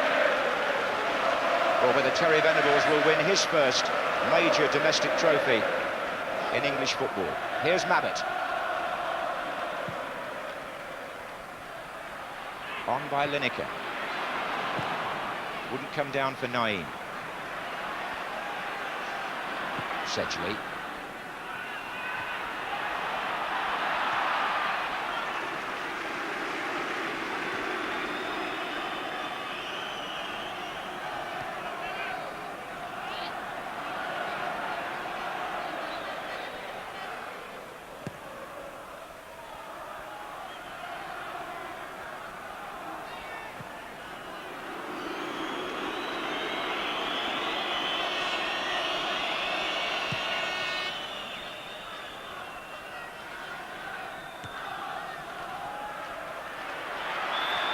Wiseman's flag is up, but the free kick goes against Gary Lineker. Here's Parker for Forest. Keane. Again, good movement from midfield, first by Forest and then by Spurs. Stewart finding Allen. He's on his own on this side of the pitch. They're all the other way for Paul Allen. But here comes Naim. Allen again.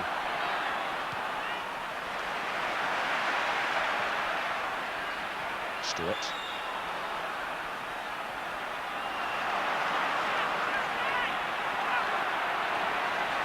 Turned by Gary Charles. You played, of course, with Paul Allen in the cup final, didn't you, for West Ham? He's having a good match today. Well, he, of course, was the ill-fated Willie Young tackle laid on. Otherwise, he looked set to score a goal that day. But he's gradually matured very well at Spurs, because when I think he first went to the club, he was a little bit overawed of big clubs and big names around him. But he's got better and better. And in the semi-final against Arsenal and again today, when you consider he's against Stuart Pearce, a fierce competitor, he's held his own very well and helped create, of course, that opening vital equaliser for Spurs. Which is how it stands now at 1-1, and the scorer, Paul Stewart, on the ball.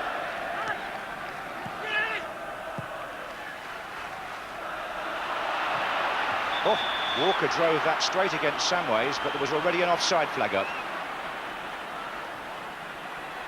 Vinny Samways, whose opportunity to get back into the Tottenham team really came when Gascoigne was out with that operation. Well, he's now running the midfield again. Here's Parker doing the same when he can for Forest. Glover. Oh, offside. Hodge.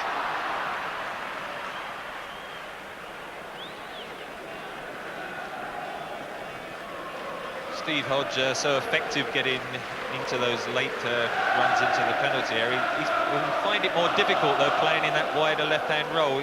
you know, is a long way to get then and to time the run properly. Spurs like to hold their line on the 18-yard box, and on that occasion he was a couple of yards offside. Well, as you saw there are 20 minutes left of the 90.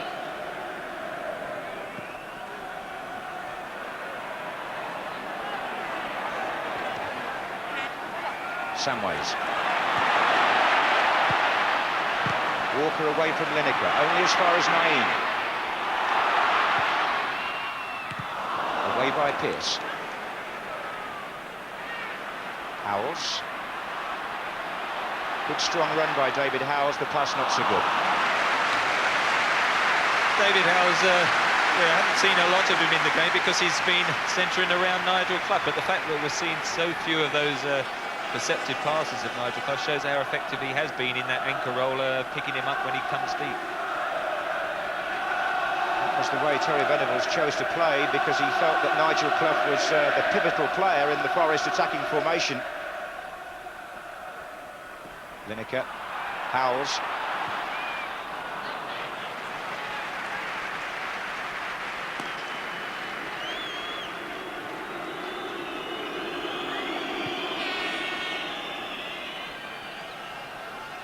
Sun coming out now at Wembley.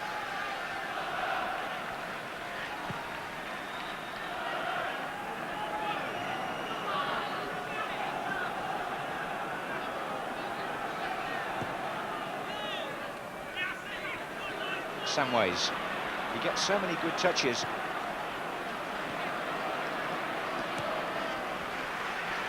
That's what's so attractive about both these teams. There's some good adroit skill on the ball from players all over the pitch.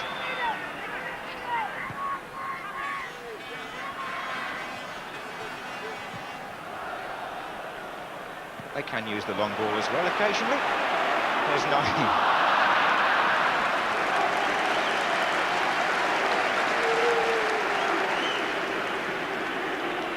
Chettle. Clough is currently tying up his boot and out of the proceedings, so it's Glover. Now Clough's up again. Parker. Challenge was by Stewart, a good one. Here's Samways. Lineker's off down the middle, has to be careful about the offside.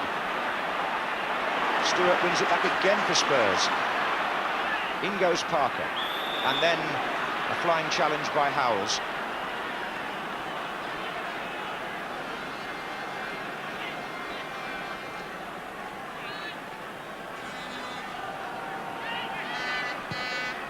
Forward by Parker, Hodges there. Here comes Glover. Away by Sedgley. Back in again by Walker. Howells this time. Now Sedgley. Keane. And it's Crosby. Clough.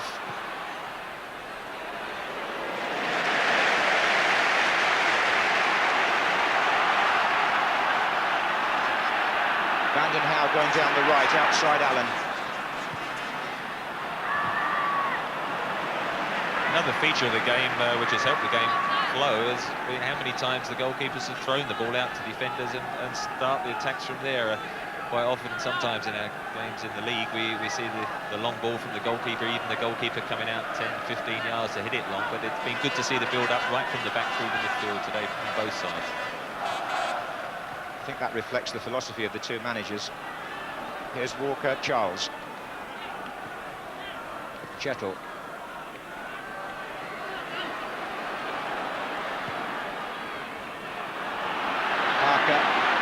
Oh, they've got a space here, it's Glover. Good block by Van den Hauwe. Oh, Glover, lovely turn. And Hodges in there.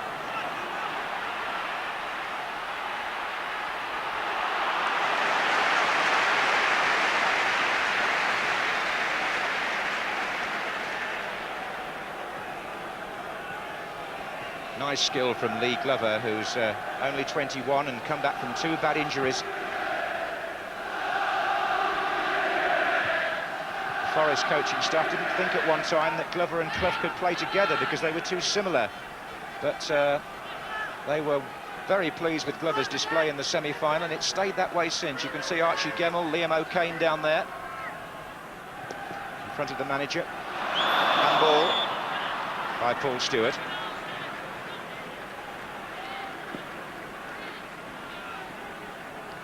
Brian Laws is the other Nottingham Forest substitute, and there are 15 minutes left in the normal period. Steve Sedgley for Tottenham. Roy Keane for Forest.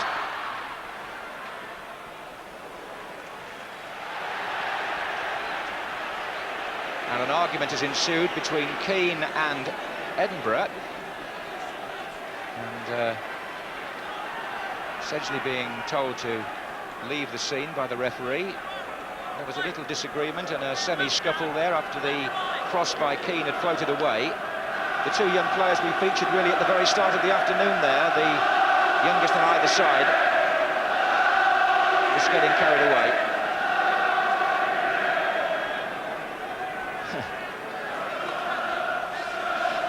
Roger Milford, quite right, just saying to Justin Edinburgh, as you were walking away, I saw the little back heel, which aggravated Roy Keane. Just leave it alone, let's get on with the game.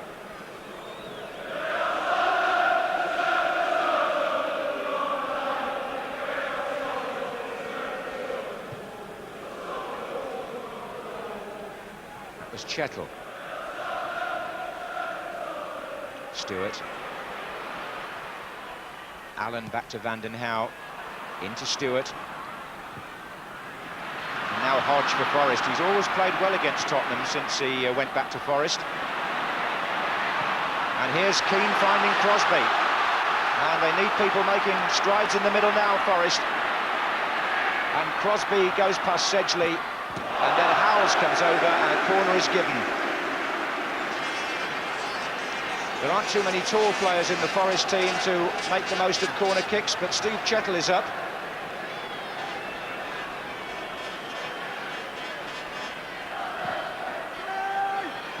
Flick on by Keane, Clough is there, and there was some pushing.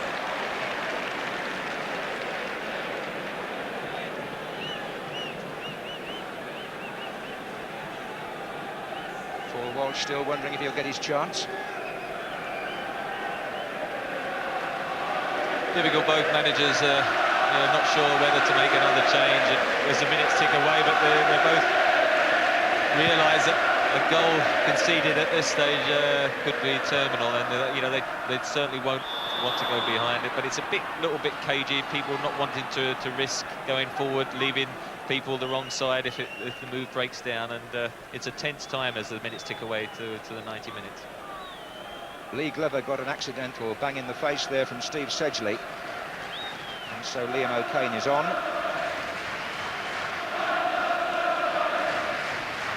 Now I think here you'll see the sad moment when Paul Gascoigne left Wembley, being carried on a stretcher into the ambulance tunnel. And this was not the farewell to either the cup final or to Tottenham that everybody had in mind for Paul Gascoigne. John Sheridan down there, the Tottenham physiotherapist, and a lot of anxious faces. And we await to hear exactly how bad the damage is, but it's certainly a knee ligament injury.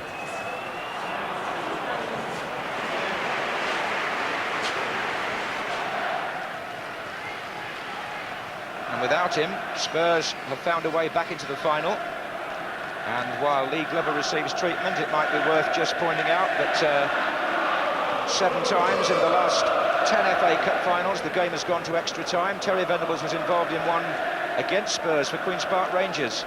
So will the royal party be staying a bit longer than they expected?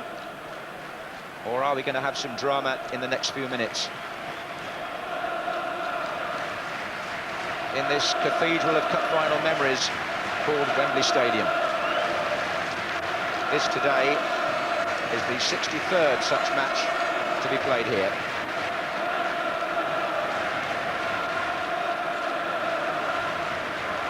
And they've not seen their team in an FA Cup final since 1959, and they're making the most of it.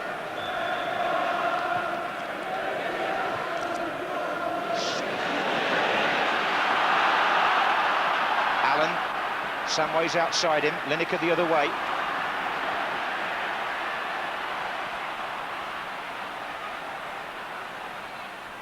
Samways comes back inside. Spurs, a club who've always, down the years, tended to buy their star players. Vincent Samway is one of those who they always hoped would come through the ranks. Been with the club since he was a schoolboy, and perhaps this season beginning to show signs that that potential has developed. Ten minutes to go of the 90, and it looks as though Paul Walsh may be in the action soon. Here's Crosby. This is Hodge. Again, Sedgley the man who breaks up the Forest attack, and Spurs have a spare man up now. It's Sedgley himself, in fact. Pearce beats Stewart. And now Sedgley's out of position. This is Glover. Howells has gone back to cover for him. Offside against Clough.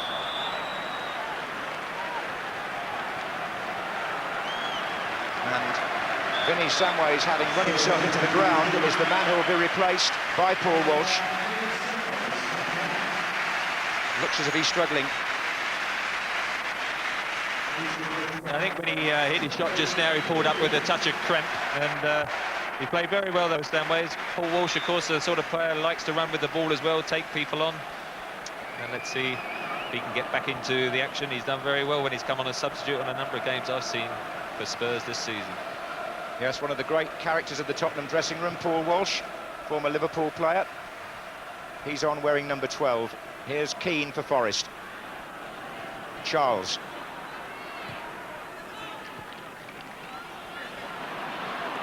It's Walsh, and he gets the free kick.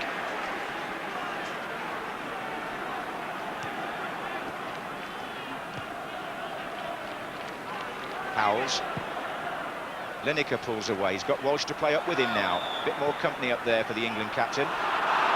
But he's been penalised for handball there. Been a good tussle between Lineker and Des Walker. Lineker's running off the ball is terrific to watch for any young striker, and Des Walker's pace has been very needed in his experience to read all the runs that he's made.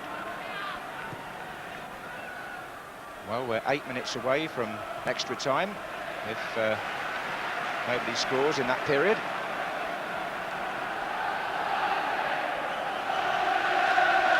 It's the Forest fans who are giving their team full backing now. Clough. Crosby. Some space here for Gary Parker. It's a lovely little bit of skill from Nigel Clough, and he was tripped by Paul Stewart. The way Clough turned away from the first challenge said everything about his football brain. He thinks so quickly. If he can't run that as fast as some of the other players, he certainly thinks faster. Look at the way he got away from the first challenge, and then Stewart brought him down. Now, having seen what Pearce did from a free kick in the first half, one wonders what might happen in the wall this time. Glover is mixing it in there again. If the angle isn't quite what Pearce wants, Parker can also float them. That's Glover with the patch over the eye. He did the pushing earlier. And that's come off the wall. Parker had the shot, it was deflected, and it's a corner.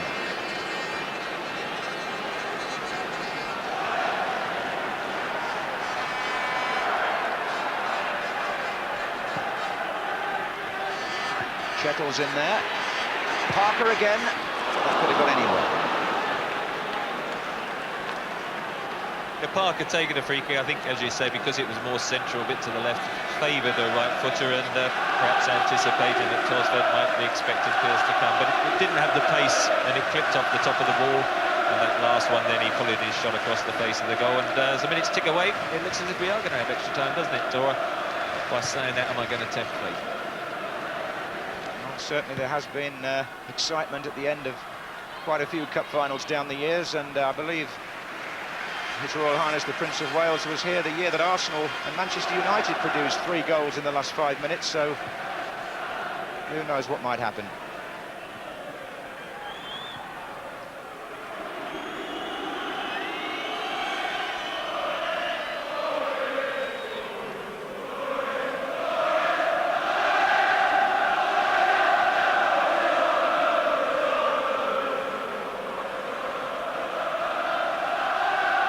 Supporters of both sides lending great flavour to this Wembley occasion. Even though many Law fans couldn't get tickets, 21,000 or thereabouts here from each club. I rather think they could have sold twice that many each.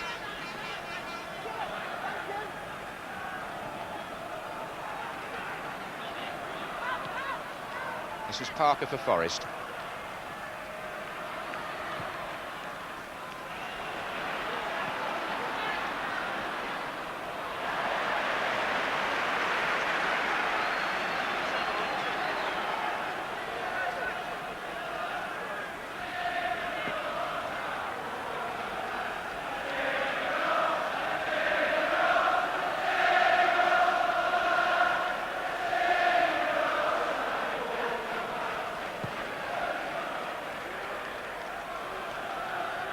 On by Lineker.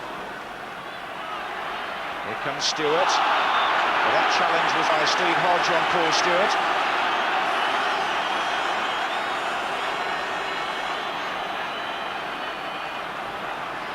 Nottingham Forest not usually involved in that sort of tackle, but Steve Hodge, against his old club, certainly leaving his mark here on Paul Stewart, and that was late. Always going to be a yard behind Paul Stewart. Stevie Hodge once committed, he decided to go in. And Paul Stewart laying down in a little break, but I'm sure Spurs supporters wouldn't endear him. That tackle, Stevie Hodge, of course, previously there, then having left, so it wasn't high on their popularity list anyway. That tackle wouldn't have helped. Spurs with both substitutes on, of course.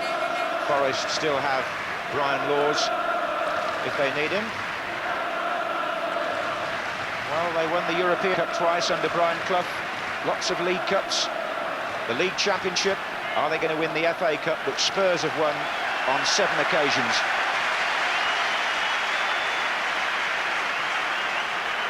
Stewart is back in business, and Spurs have the free kick to be taken by Pat Van Den Hauwe.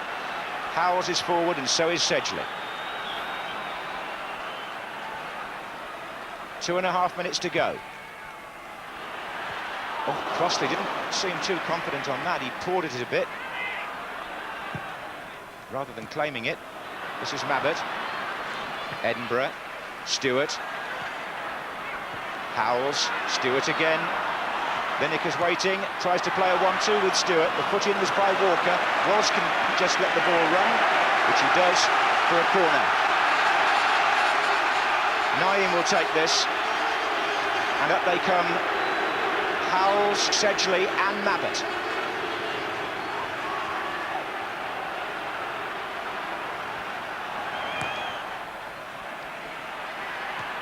Sedgley at the back, but it fell quite nicely for Clough to Keane, and look where Eric Torsvets had to come to meet Lee Glover.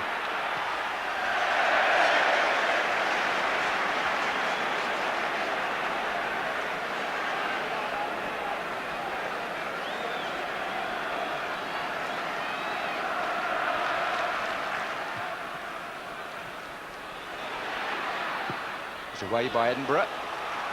Linesman signals that it took a deflection. It's a Spurs throw. Terry Venables probably noticed just now his team were caught a bit short on that counter-attack from Forest, and a good ball by Roy Keane because they had an extra man, but in fact he put it too far ahead and Torsveld was able to come out, and certainly the second's ticking away now. Just a minute, in fact, Trevor, and then we shall be into extra time.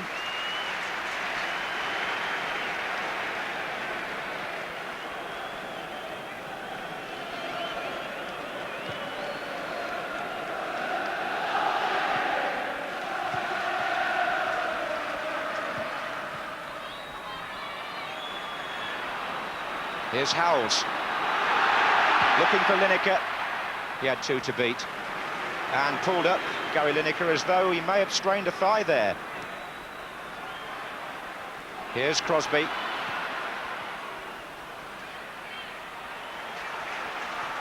Howells. Switched across to the other side for Van Den Hauwe.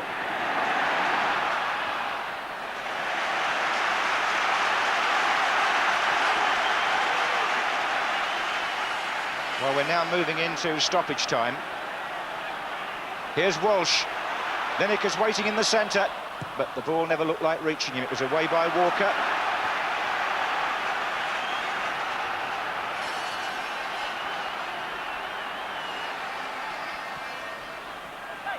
Walsh.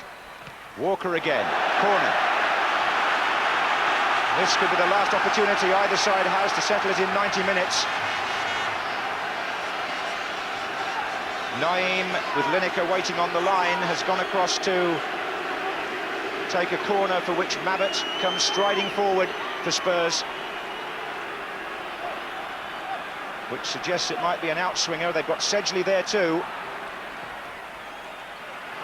Howes is in there. Oh, clawed away by Crossley.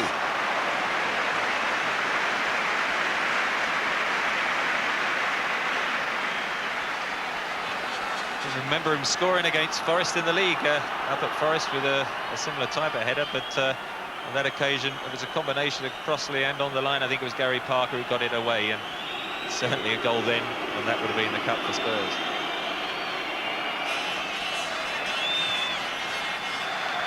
Instead, it's 30 minutes of extra time, quite a common occurrence in recent Wembley finals, and just wonder whether Paul Gascoigne will be watching this in hospital, but Terry Venables' team came back without him to turn things around in the second half. And now will Brian Clough get some words across to his team, but perversely he sits on the bench, does not move, feels no need to go over and say anything, and he leaves it to Archie Gemmell and Liam O'Kane. Well, they say that Forest don't believe in too many detailed team talks. They're not a side that are very bothered about tactics, so the manager says, I pay you, you get on with it. Whereas Terry Venables, being a different sort of animal, will definitely want to make some telling tactical points to his team. And what might they be, Trevor Brooking? Well, Terry Venables, I think, will be delighted the way his side came back in the second half. They totally dominated, I thought, that 45 minutes, got the equaliser and always looked the more likely sort of team perhaps to win it. But Forest, a little bit tired and never quite got the movement and numbers forward. And let's see if they can raise their game in extra time. Well, let's see if we can just look back while we're waiting to what were the key moments here. This was the free kick for Forest, in which Glover pushes Mabbutt out of the way of the wall and Pearce steers it with power right round them into the top corner away from Torsvet. That gave Forest the lead on 16 minutes. That's how it was at half-time, but now 10 minutes into the second half, here's Paul Allen drawing Des Walker. Stuart Pearce is out of position there, he's still making his way back. That gave Stuart the space he required, but this is a clinical finish by Paul Stewart through Gary Charles' legs. Goalkeeper given no chance to save. And with that 1-1 score, Wembley was again plunged into extra time, and their Royal Highnesses are certainly, I won't say getting their money's worth, but certainly seem to be enjoying their afternoon. I don't know whether Brian Clough's enjoying his. He hasn't had an awful lot to say, but I'm just wondering where the Forest manager has gone now. I'm told he's having a conversation with a policeman. Yes, exactly that. Or a... Well, there you are. Super cool, eh? I'd rather talk to the policeman than talk to his players. Well, you never expect him to do, as I say, the expected, but it is amazing, an extra time that he didn't bother. I think they probably get the waves going across from him, one or two looks, and that's enough to lift the team. I understand that in the Scottish FA Cup final, it's extra time as well there between Dundee United and Motherwell. But I'm not going to spoil it for you by telling you the exact score. Dundee United trying to win the Scottish Cup for Jim McLean at the 6th attempt. They're into an extra period against his brother Tommy's team, Motherwell, at Hampden Park.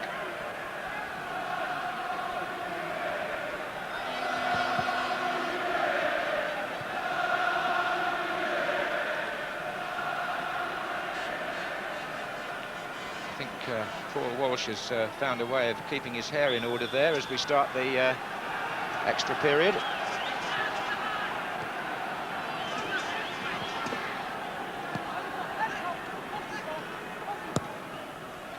There he is, Walsh. A fresh player, might give Forest a few things to think about. Here's Allen.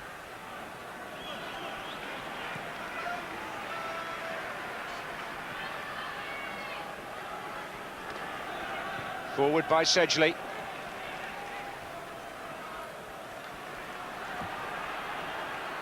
Shettle.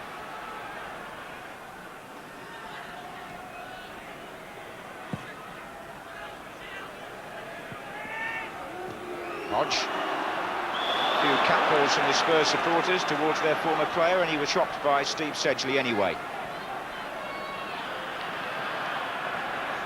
Pearce takes the free kick short to Hodge. Keane waiting in the centre.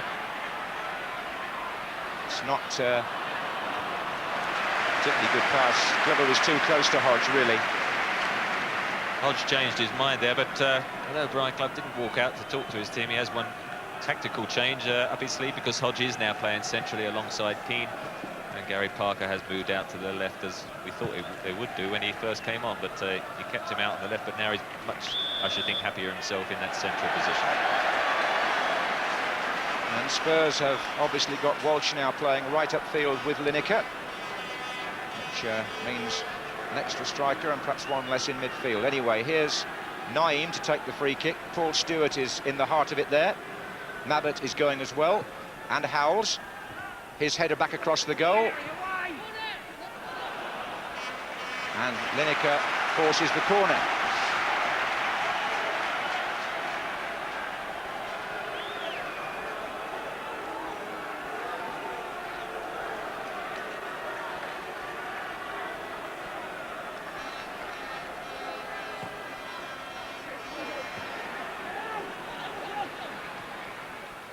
Vandenhouw. Here comes Walsh. That's looping a bit. Hit the bar. Extraordinary. From Paul Walsh, who can't believe his luck. The goalkeeper's injured. But this was a real looper from the left side by Paul Walsh over Crossley against the crossbar, and the keeper hurt as he fell behind the line. Well, how close can you be?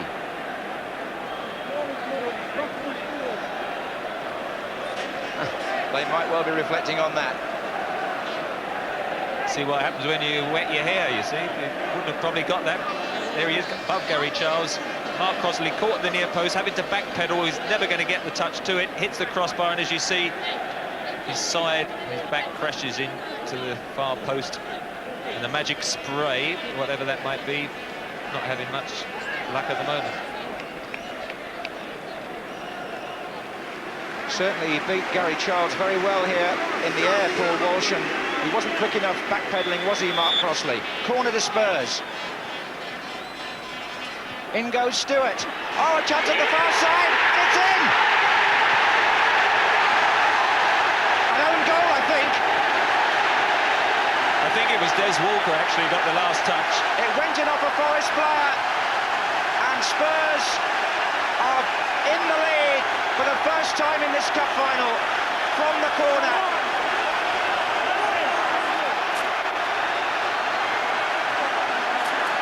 And Des Walker has the misfortune to put the ball in his own net to give Tottenham the lead after 4 minutes of extra time.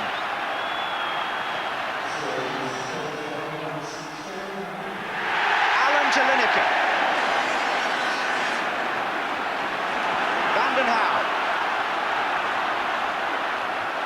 This is Allen.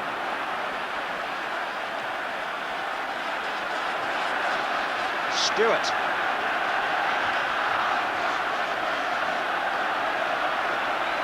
And Keane out to Crosby. Well, Forest now have to come from behind. Clough. Oh, you've got to feel sorry for Des Walker. He knew Gary Mabbutt was coming behind him, had to get a touch and tried to head it away for a corner the other side, but found the net, unfortunately. 2-1 then to Tottenham.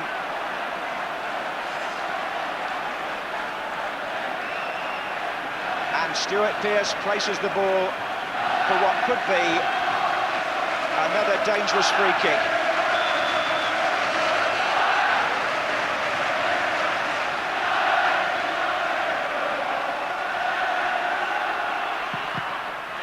Cannons off the wall. Well, Spurs have got a real chance now. An own goal cost Tottenham the cup 4 years ago against Coventry. Now an own goal has put them in front. And scored by a player who was once a Tottenham junior, Des Walker. Here's Walsh. Looking for Lineker. Pearce just gets to it, stretching. Parker.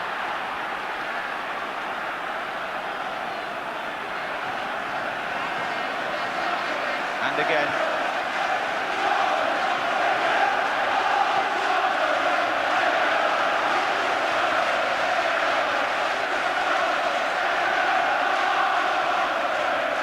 This is Clough.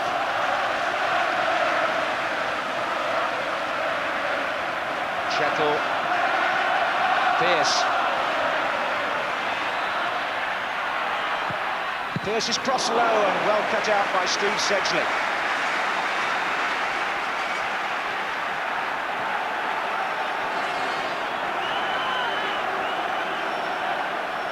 Parker to take the corner for Forest.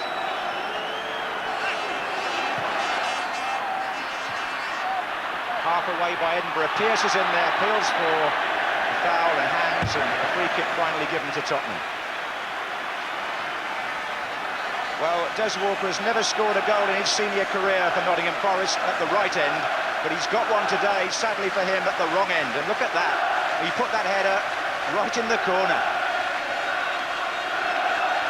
And it'll be something he'll have to live with like Gary Mabbott 4 years ago if there's no further scoring.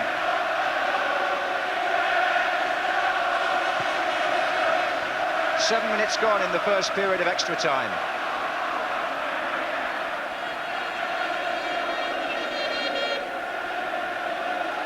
Well, I don't suppose either manager expected to see either side take the lead quite like that. Makes something of a nonsense of any tactical planning, except of course to say that if the corner is delivered properly, it forces defenders sometimes to do not what they intended. Here's Parker. Stewart. Allen.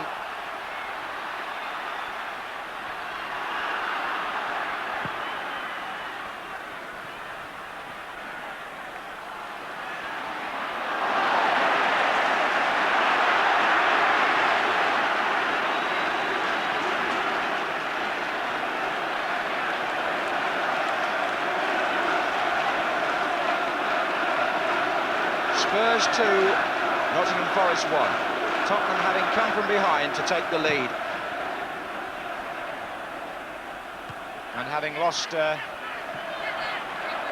chief midfield figure so early in the game, you have to give credit to the way the rest of them have performed and the way that they've overhauled a Forest team who played exceedingly well before half-time.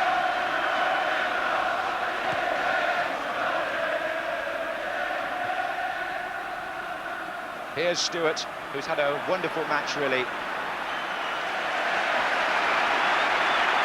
So involved in everything Tottenham have done, going one way and back towards his own goal too.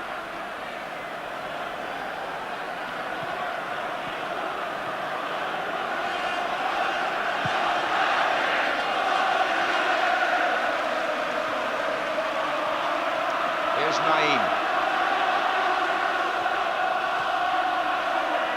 Edinburgh.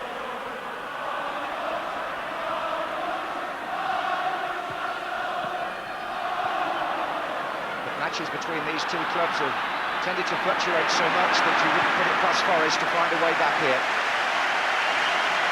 Certainly they'll be coming forward and trying to force Tottenham into errors now. And as tiredness creeps in extra time, there's more likelihood of mistakes. 5 minutes left in the first period. This is Stuart Pearce. Steve Hodge.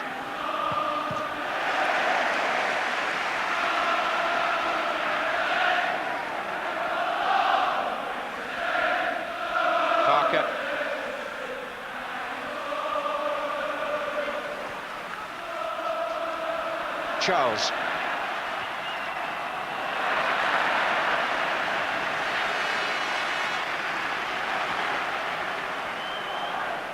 Younger team, Forest, and they're just a bit anxious, suddenly finding themselves behind. They're trying to rush things and giving the ball away. And at the moment, Spurs are coping quite comfortably with that 2-1 lead. And at present, Forest finding it difficult to even look dangerous, let alone score the second goal. It was almost a forwards header, wasn't it, that Des Walker produced there? Anyway, Spurs are on the attack again, and that's a foul by Pearce on Allen. So the Tottenham supporters starting to feel it could be their 8th FA Cup triumph, which would be a record in a season when there's been so much turmoil, but there's still some way to go here, still some football to be played. And I wouldn't rule out Forest at this stage by any means. Vanden Hauwe to take the kick.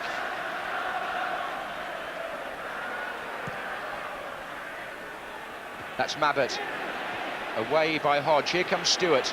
Up by Keane. Stewart again. Allen. Nobody off our side for Spurs.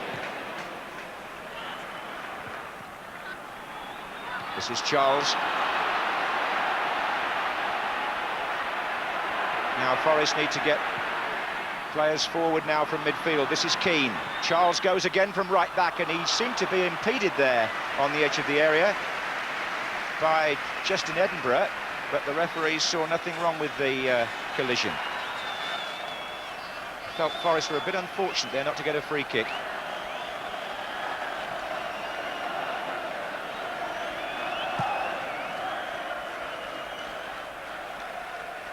So is Brian Clough's 34th attempt at the FA Cup as a player and a manager going to be another abortive one now? He's looking for his young team to lift themselves again here.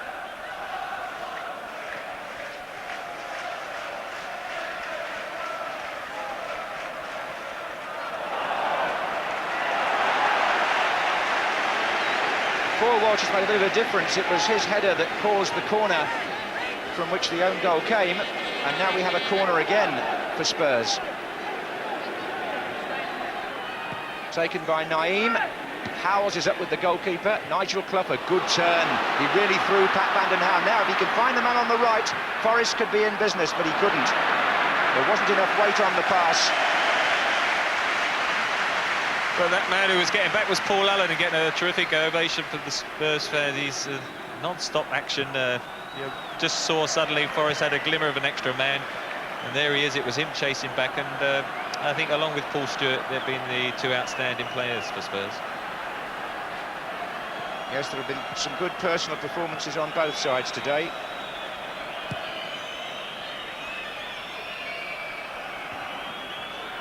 There's Keane. Forward by Charles. That's Mabbott.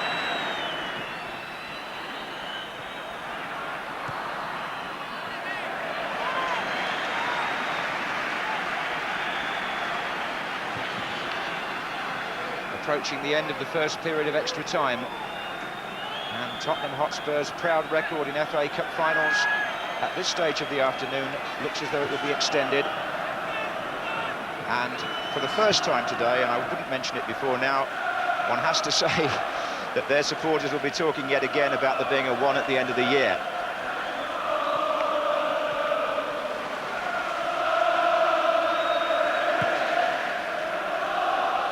By now, you all know what that means. Pearce.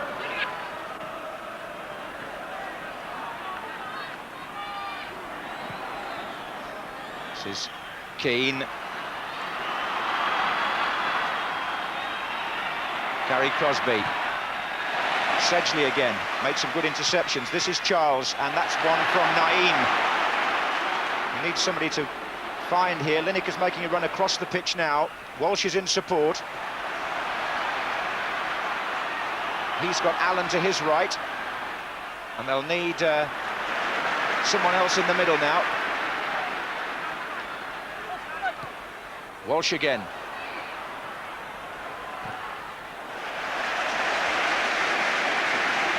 While Walker concedes this next corner, and we'll be hoping that it doesn't turn out the way the last one on this side did for him.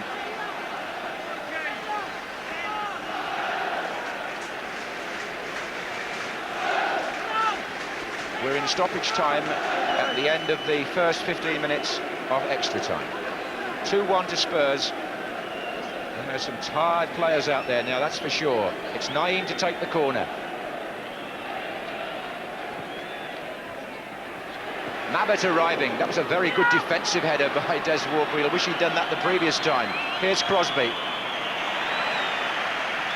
So they turn round with the score: Tottenham Hotspur 2, Nottingham Forest 1. And I think the way they've came back, in the second half and then in the first period of extra time, does suggest that Spurs do deserve now to have edged clear, and it's a case of whether Forest can lift themselves in this last 15 minutes. Well, there's the man whose inadvertent header, or at least where it went was inadvertent, has changed the course of this cup final. Des Walker diving in to try and stop Gary Mabbutt, I think. That was who he was trying to head the ball away from, and he succeeded in planting it exactly where Mabbutt would have put it, or hoped to put it, in the top corner of the net.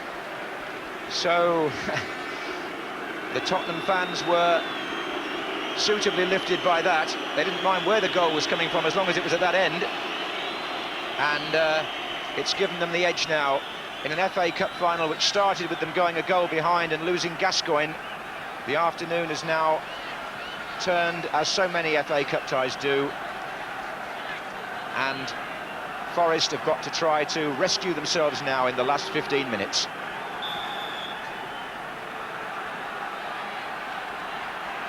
Well, we had drama in extra time last year: Crystal Palace and Manchester United, with Liverpool and Everton the year before, with Spurs and Coventry, so it's quite commonplace at Wembley.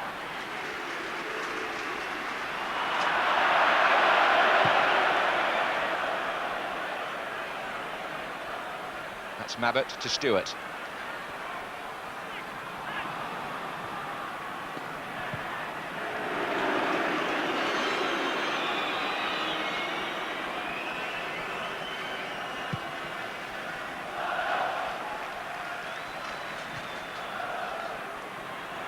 As Forest push on, as they have to do, I see Chettle's struggling a bit now, he's hobbling.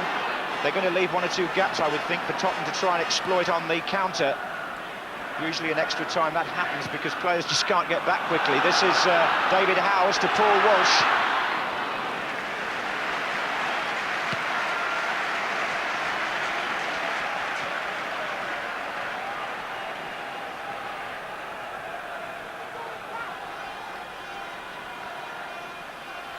Walsh with Chettle. Away by Walker.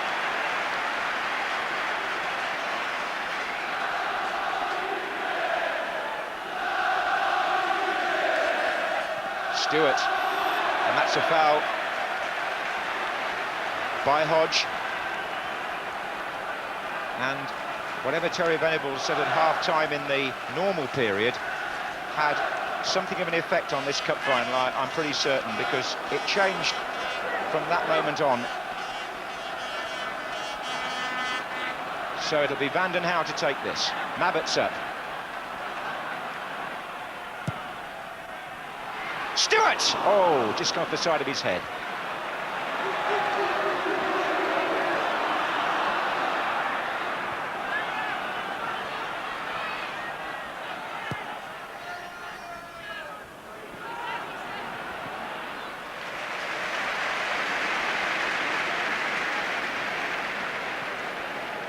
Brian Law's getting prepared.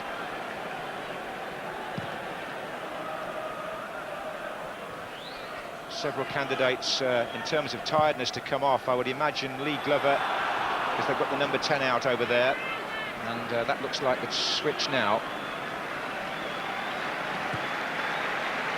That ball is in play at the moment, so the referee's having to take it back.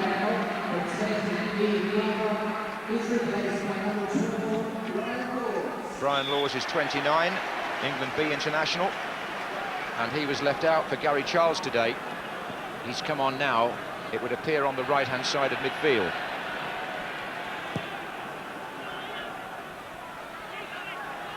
Parker. Hodge. Through for Keane, and just touched back by Paul Stewart. That was a timely interception and a necessary one to stop Roy Keane. Substitution, Brian Law's going out, as you say, to play wide right in the midfield. I suppose it's a case when Ryan Clough would have liked to have had Nigel Jensen on the bench just to bring in an extra attacker. What he's had to do is push Gary Crosby down the middle with Nigel Clough. Stewart there, Paul Stewart, challenging Stuart Pearce. Quick free kick taken, Shettle, Hodge. Well played, Paul Walsh. And the Spurs end of the stadium buoyant at the moment. Here's Keane.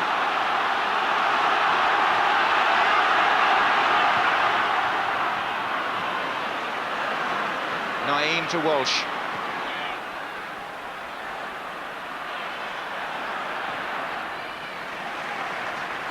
This is Stewart. There goes Lineker. Oh, and the ball just slowed up there on Walker, and Lineker took advantage, but he's in a corner now. Not that should worry Tottenham too much, because time is obviously on their side in this second period of extra time. Spurs, whose league form has been so fitful, have got the initiative here against a Forest team who were taking all before them in their last few matches. But it doesn't always work that way on the day at Wembley. Paul Stewart now feeling the effects of nearly 2 hours football.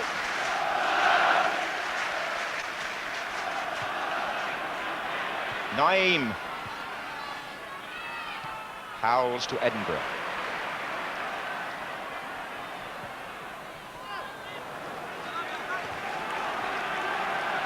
Actually, the referee seems to be feeling the effects of it too, Trevor. He wasn't one of the fittest men in the business, Roger Milford. He was just taking a little breather there. Just been given a one-year extension by the Football League, which just goes to show if you keep yourself in trim, you can now referee way beyond the prescribed retirement age, as it used to be.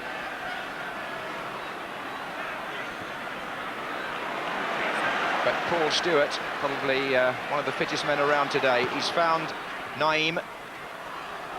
That was a bad challenge. That was Steve Hodge, and Roger Milford, who just picked up somebody's shin guard, throws that away and goes to his pocket for the first time this afternoon. This is going to be the first booking of the FA Cup final, and it goes to Steve Hodge, the substitute, showing frustration against his former club.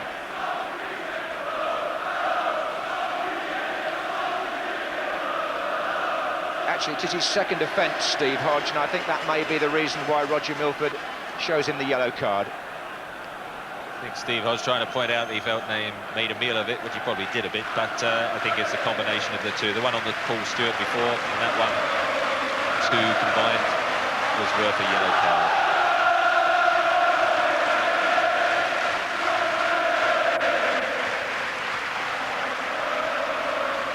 So, deep into extra time here. That's the position in the 1991 FA Cup final.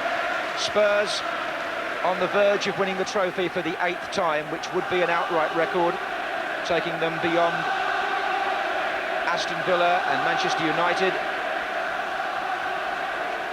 And in a season when just about everything has gone wrong at Tottenham off the field, and the talk has been of takeovers and bank debts and so on, Terry Venables is here within touching distance of a playing achievement, which in the light of what else has happened would be a considerable one.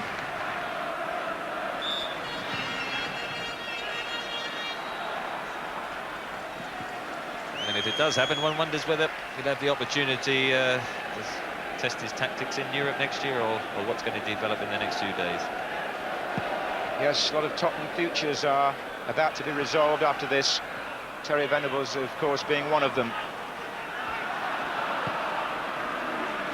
Paul Gascoigne's immediate future is in hospital, and Gary Lineker too, and one or two others Still don't quite know where they're going to be at the start of next season, but they may all have an FA Cup medal to take with them if they go.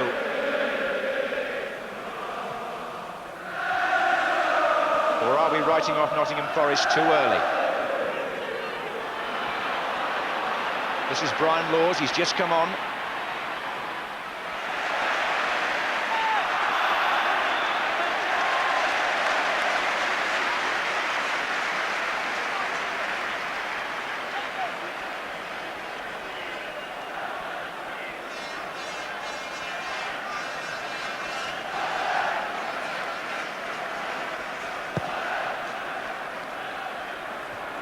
Walker's header. Oh, Walsh puts Lineker. Oh, he's offside.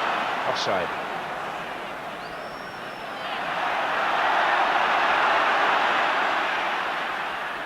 Well, a lot of players out there are feeling the pace now. They're really drained. This is Laws, though. Clough's waiting in the centre, Forest. Deflection slightly on the cross gives Forest a corner. They're not finished yet.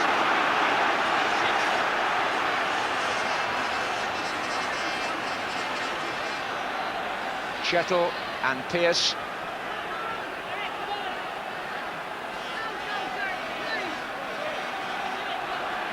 Both forward. Pearce is in the thick of it. Here's Charles! Well, that one fizzed through the crowd, but down on the Forest bench they must be starting to feel now that the chance has gone. Unlucky in two semi-finals in the last few seasons, Nottingham Forest. Are they going to go away empty-handed? Well, not quite empty-handed, but with losers' medals today.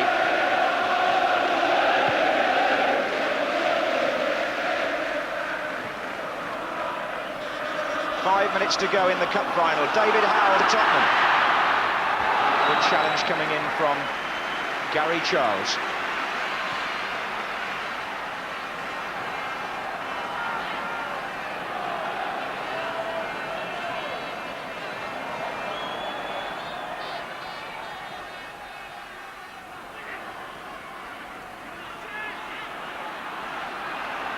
Chettle.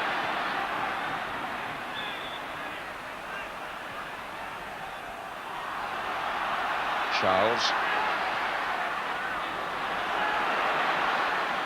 Pearce.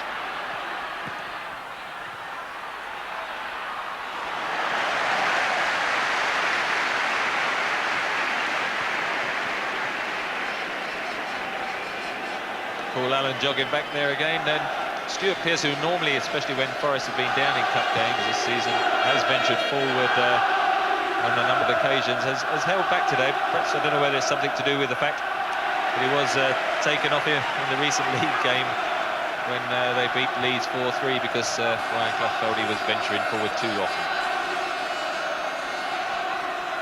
Well, Spurs 4 minutes away from Terry Venables' major achievement in this country. He won a league championship at Barcelona, but hasn't won any of the big three here until today, perhaps.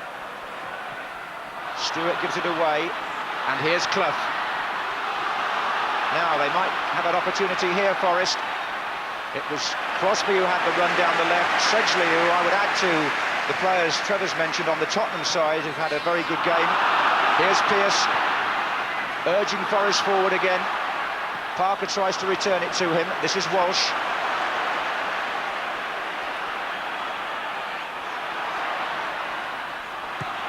Chettle in the way. What an irony it would be if this cup final, like Spurs' last one, was settled by a rather spectacular own goal.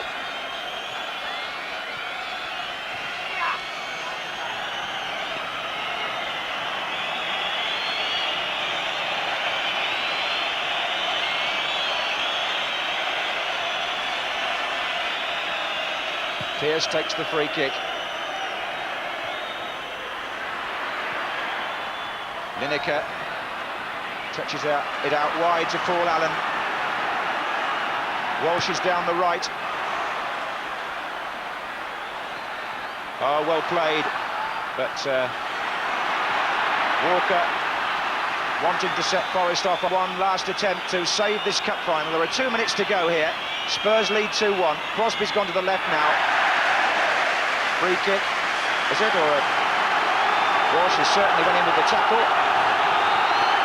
And we're close to the end now. Now it's a throw.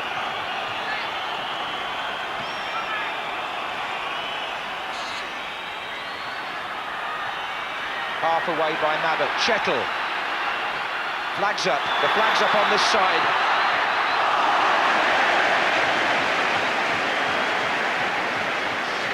Those two young players have been at each other for quite some time. Roy Keane and Justin Edinburgh. And there are one or two gestures there not worthy of the cup final. But the Spurs fans have now decided that this is as good as one.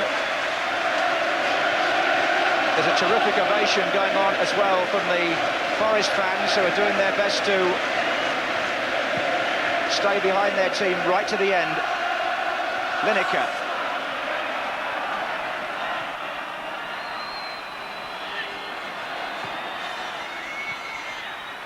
Howells. Walsh.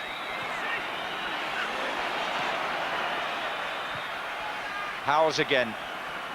Outside him, Vanden Hauwe.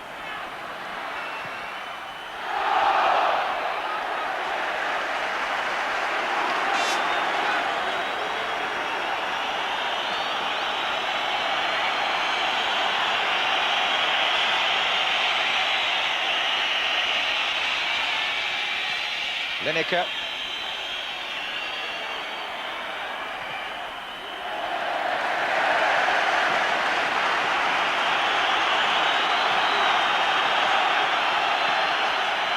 We're now into stoppage time at the end of extra time, and Spurs are within touching distance now of the FA Cup. The Forest fire seems to have faded. They're virtually burnt out. Spurs have got stronger as the game has gone along, and Forest's young side have faded. Chettle, and it doesn't look as though Brian Clough is going to get his hands on the FA Cup after all. This is Walsh.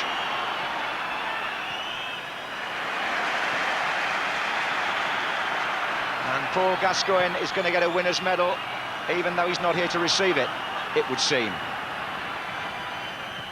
Here's Stewart. Spurs just keeping possession now. Allen. Vanden Hauwe.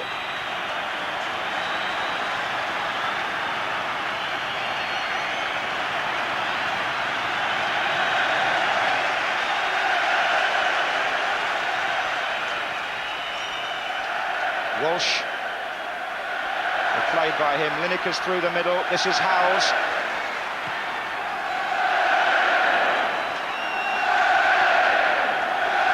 Every pass now being cheered by the North London supporters as Lineker goes on a little run and he finds Allen.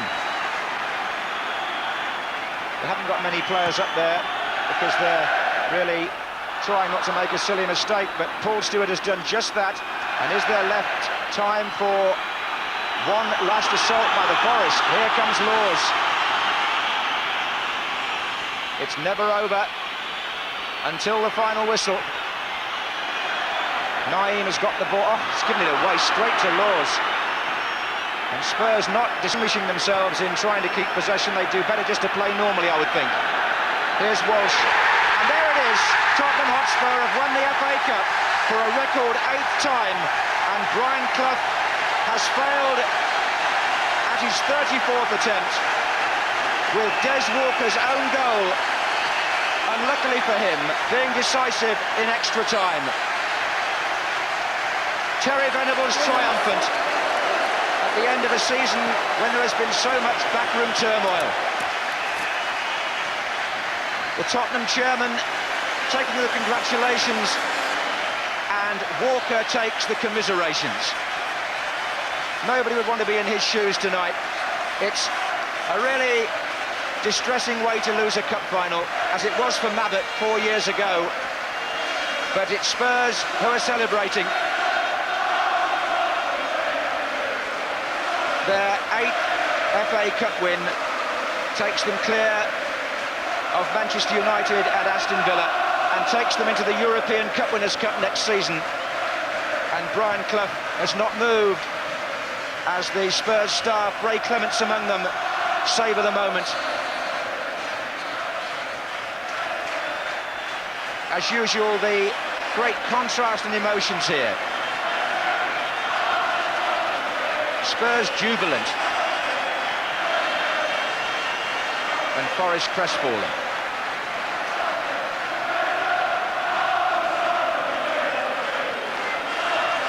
Paul Stewart a candidate for man of the match, but there were one or two on the Tottenham side. I'm sure Terry Venables would agree.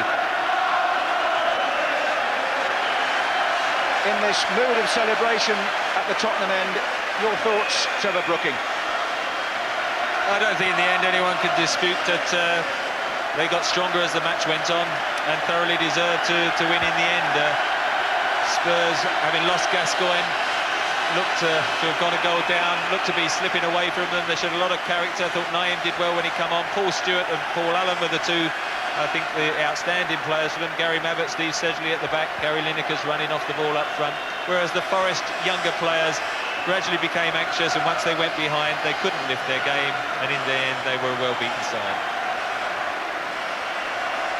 So Stuart Pearce will lead Nottingham Forest as the Tottenham captain Gary Mabbott goes around to congratulate the others. Stuart Pearce is the first up the steps with Nottingham Forest.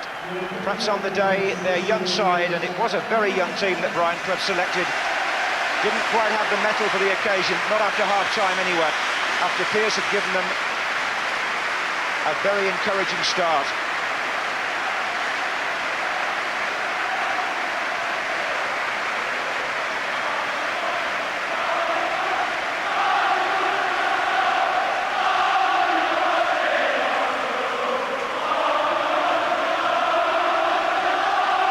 Conducted themselves with great dignity and charm this season, Nottingham Forest, in the football they've played, and they will accept defeat, I'm sure, with great dignity and decency, because they're that sort of team.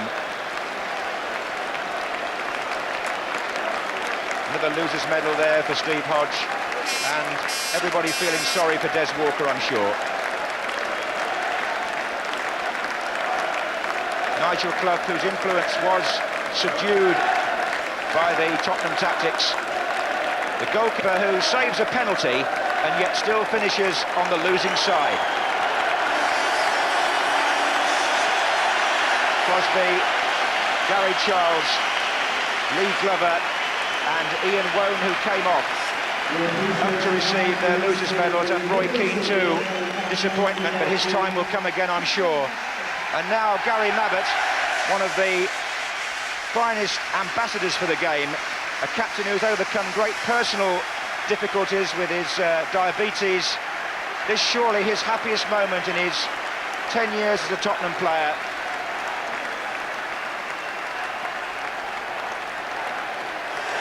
Spurs have won the FA Cup for a record 8th time.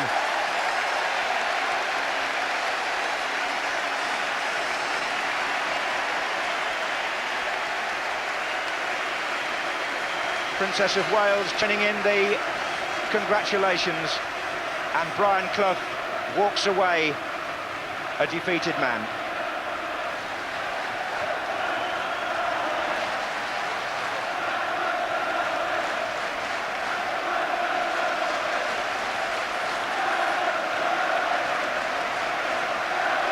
The first major medal, this, in the celebrated careers of players like Lineker and Gascoigne. Of course, Paul Gascoigne's medal will have to be passed on to him. He's somewhere in hospital, maybe even watching these pictures. There's Gary Lineker, never won a league or cup medal in this country before.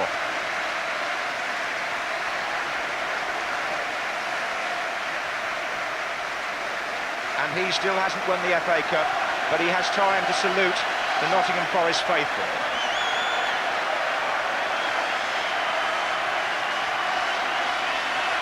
Terry Venables really allowing his emotions to run now, and rightly so. And There's the fella that you have to feel the most sympathy for. Who would wish the cup final to be settled by an own goal? But it was, and Des Walker scored it.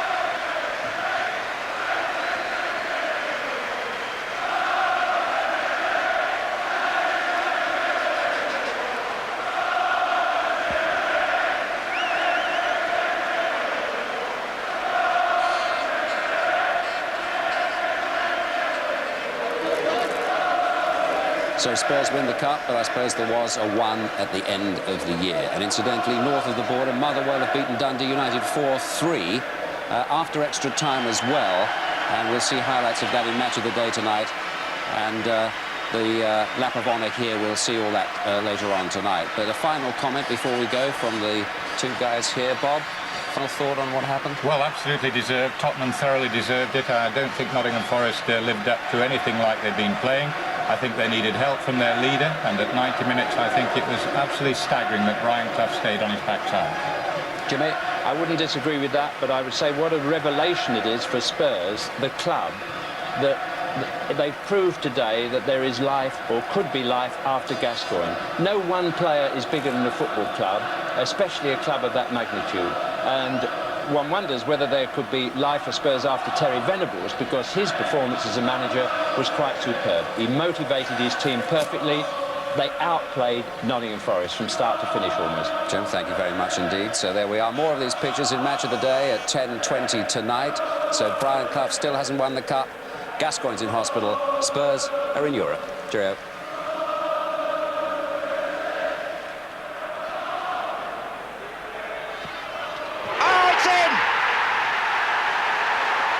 What a splendid shot by the Forest captain to give Brian Clough's team the lead in the cup final.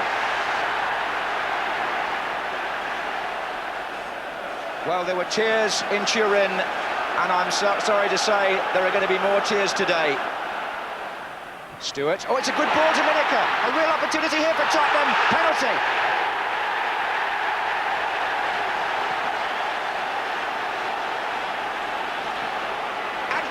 Saved it and follows Dave Besant as a goalkeeper who saves a penalty in an FA Cup final. Extraordinary.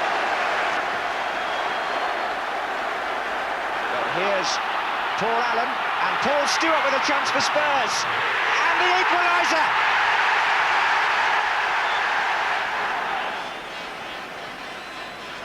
In goes Stewart. Oh, a chance at the far side, and it's in. Goal, I think.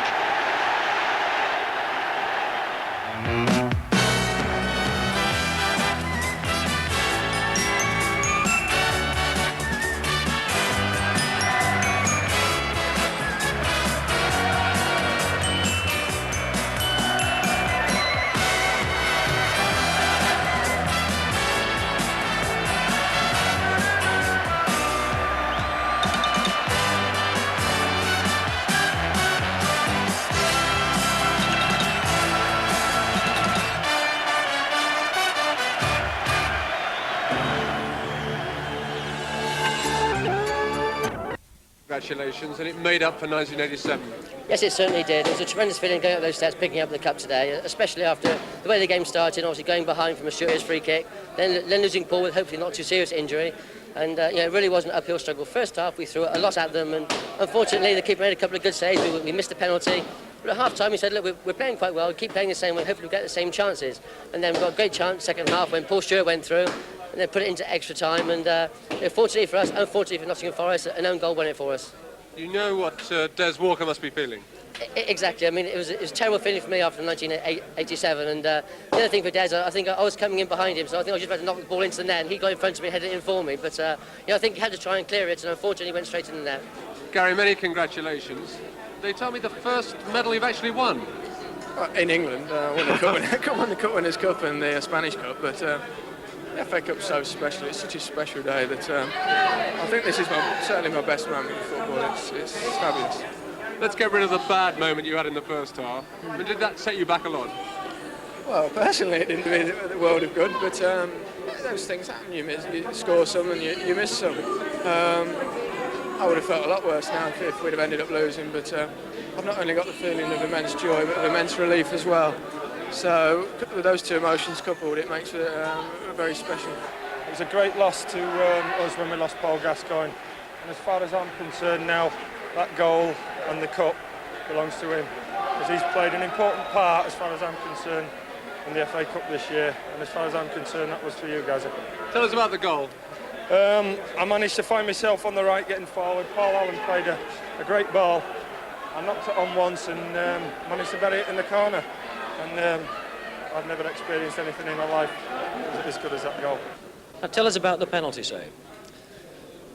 Well, I just made my mind up before he took it, which side I was going, faded to go one way and went the other, got a good hand on it, and I thought I did quite well to keep it out. Not bad, is it? You've joined the club that Bessington, isn't it? Bessington Youth saved penalties in cup finals at Wembley, but unfortunately you've ended up on the losing side. Yeah, well, it's just one of them things, and we'll bounce back next year. Well, perhaps they will and perhaps they won't. But Spurs deserve the win, Jim. Without any doubt. Tactically, they won their tackles, they ran faster, they put their bodies in where it hurt, they passed better.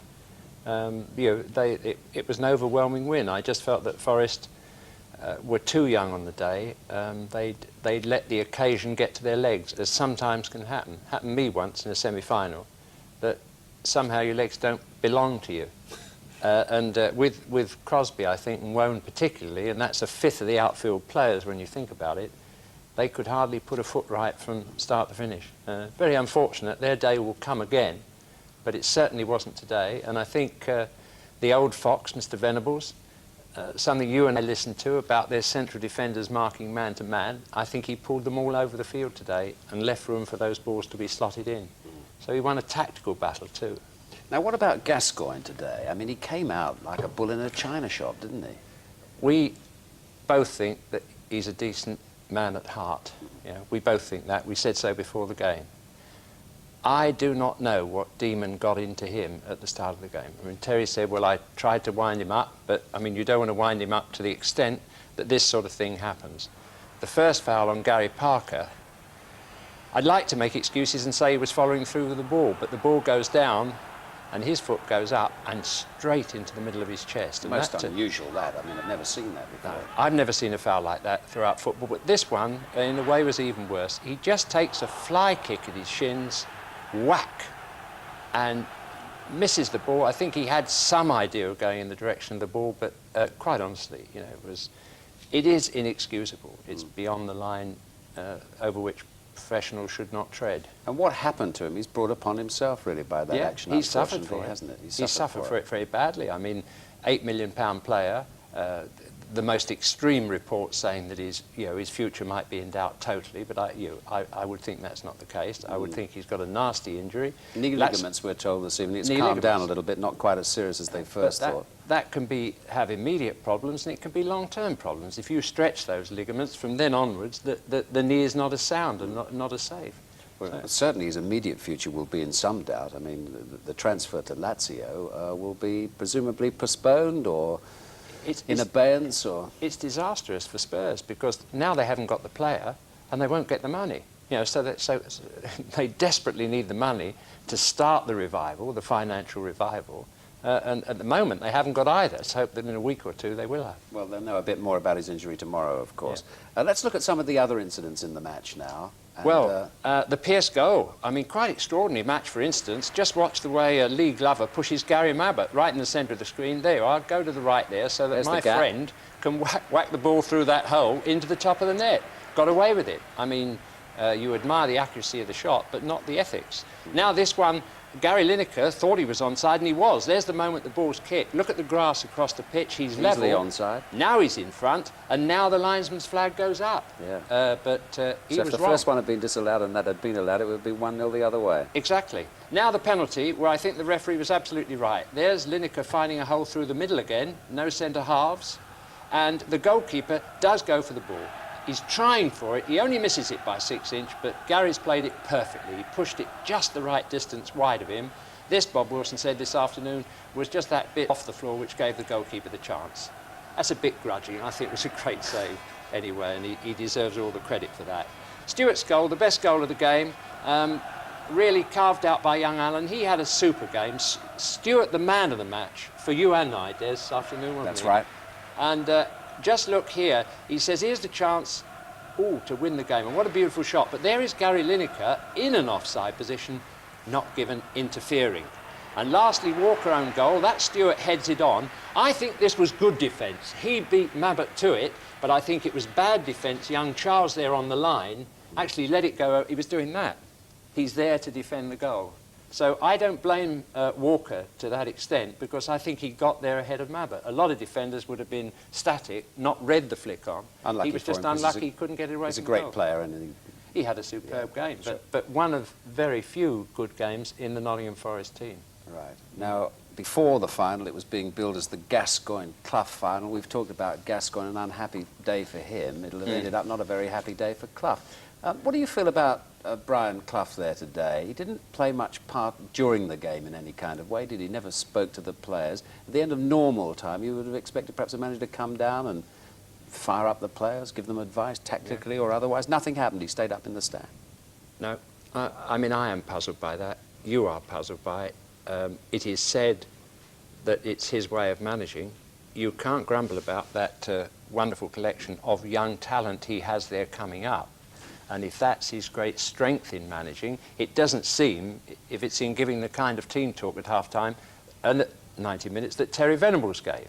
You know, we expect a manager to be in there, giving them renewed hope, picking on the odd thing that was going wrong, saying, look, don't worry about what's happening. At that time. I thought they needed someone, and I don't think they had the stimulation that might have helped them. To be very honest about it, I think they were gone anyway. I don't think words would have made a difference, because I think they were too young as a team. And as I say, the emotion took away their legs. All right, Jim, thank you. Well, a marvellous result for Tottenham today, and David Davis travelled with their squad after the game. Absolutely delighted. These days, Cup final heroes can share their triumphs by phone on surely the best journey any footballer can take. From Wembley in triumph. A job had been well done, and everyone, not least a beaming manager, knew it. It was a time for quiet satisfaction for seasoned internationals like Gary Lineker, for more obvious jubilation from young players like David Howells. And as for the poor old cup, of course it got its usual treatment. Jubilation inside the bus was reciprocated outside, but of course one well-known voice and face just wasn't aboard, and first stop was to be hospital to see Paul Gascoigne. Paul Stewart took him his winner's medal, the captain took him the cup. In the pandemonium, the hospital confirmed their famous patient had serious ligament damage to his right knee, though tonight there is more optimism than there was earlier today. He's a little sad. We've took the whole team back and went and saw him, showed him the cup, and he was happy, happy and sad, and which is natural. And the lads really think a lot of him. They really do. He's got a lot of admiration from all the players, and they all wanted to go there. That's the first thing they thought about. And that's not always the case, and it was nice. It was good to see him. How serious is the injury, as you understand it? It's possible he's going to have an operation in the morning. I don't think it's as bad as it was first thought, but I'll leave that to the experts. I'm not qualified to say. Well, I have to ask you where this leaves his possible move, or and Lazio and the Italians, no, all that sort of thing. I would think it's in their lap now, because we was under the impression something may happen this week, and we've been fighting to try to stop that if we could. But this is obviously thrown the spanner in the works once again. Tonight at London's Hilton Hotel, such concerns certainly aren't for a triumphant team. They'll relish the night and tomorrow's victory parade in North London as well. A short time ago, Terry Venables embraced Bill Nicholson, manager of the famous double team. A historic day for a famous club. But hard realities will still have to be faced. I sincerely hope, and always have done, that Gascoigne will play for Spurs next season. I've always felt that, and I've made my public position clear that if Gascoigne leaves, I will leave the club myself anyway. There's no doubt about that. I mean, I said that months and months and months ago, and I would carry that out. So do you now feel the likelihood is he will stay or that he'll go? At this moment in time, I mean, Gaz had got a terrible injury today. I think he's in hospital at the moment, and I think we'll have to look at the medical reports first, but I sincerely hope he does stay. And Lineker? Oh, Lineker, I mean, some stories that reach the newspapers. I've got an idea how they get there, but I'm afraid to say that, you know, perhaps people are trying to undermine us on Cup Final week. You know, when stories come out like that 3 days before the Cup Final, they're not designed to help us. Have today's events, all today's events, actually put resolving all the off-the-field problems further back then? I don't know. I'm not really going to think about that tonight because we've had all this week. In fact, this week, in the evenings, everything has still been going on because we was trying to do something before the Cup Final. It wasn't possible. We're just going to relax tonight and business as usual on Monday morning, I would say. Sum up today and what it means to you for us. Very difficult. Unexplainable, really. I think it felt so good because it was a bit like a fairy story, the fact that we've had these problems. Just the mere fact I've got involved in some ways, or sometimes I've thought, excuse me, sometimes I've thought, is this worthwhile? And then you think, you look at people and supporters, you think, yes, we've got to keep going to the death, and it's been difficult. And what it has done, win, lose or draw, it's kept us together to get to a Cup Final, and then eventually on top of that, win it, which, seeing those supporters today, when I was walking around, was special, and I was really thrilled for them, you know. Could there be a better day? I haven't seen one yet. Let's hope there is a better day, but it was a special day for me, and I think for lots of people. Staff, as well as the players and the supporters. Everybody's been unsure about what's going on. And there's nothing you can really say to appease them at the moment. And we've all hung on in there, and it's been a fairy tale ending. But not for Gascoigne. Well, the Scottish Cup final at Hampden was between Dundee United and Motherwell. There were 7 goals in this one. Dundee United were in the white. Jock Brown is the commentator. Hill playing it high for Ireland. That's not the way Dougie Allen likes to receive passes. There's O'Donnell. Ferguson into space for Griffin, who's doing some good work on the right for Motherwell. Releasing the early cross. There's Ferguson! It's a classic from Motherwell! The celebrations begin!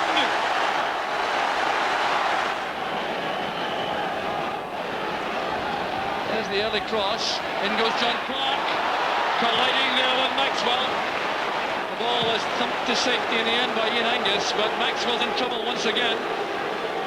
Well, what a collision that was between Maxwell and John Clark. It came thundering in to get on the end of this cross from John O'Neill. And the official attendance handed to us, 57,319. Here's David Cooper. A chance on here, and it is onside. And it was great defending by Krivonovic. Near dry Krivonovic demonstrating superb awareness there. He knew exactly where Arnold was breaking, kept Cooper in front of him and cut off the pass. It was brilliant play. And it equals up. The goal has been scored by Bowman. Well, so close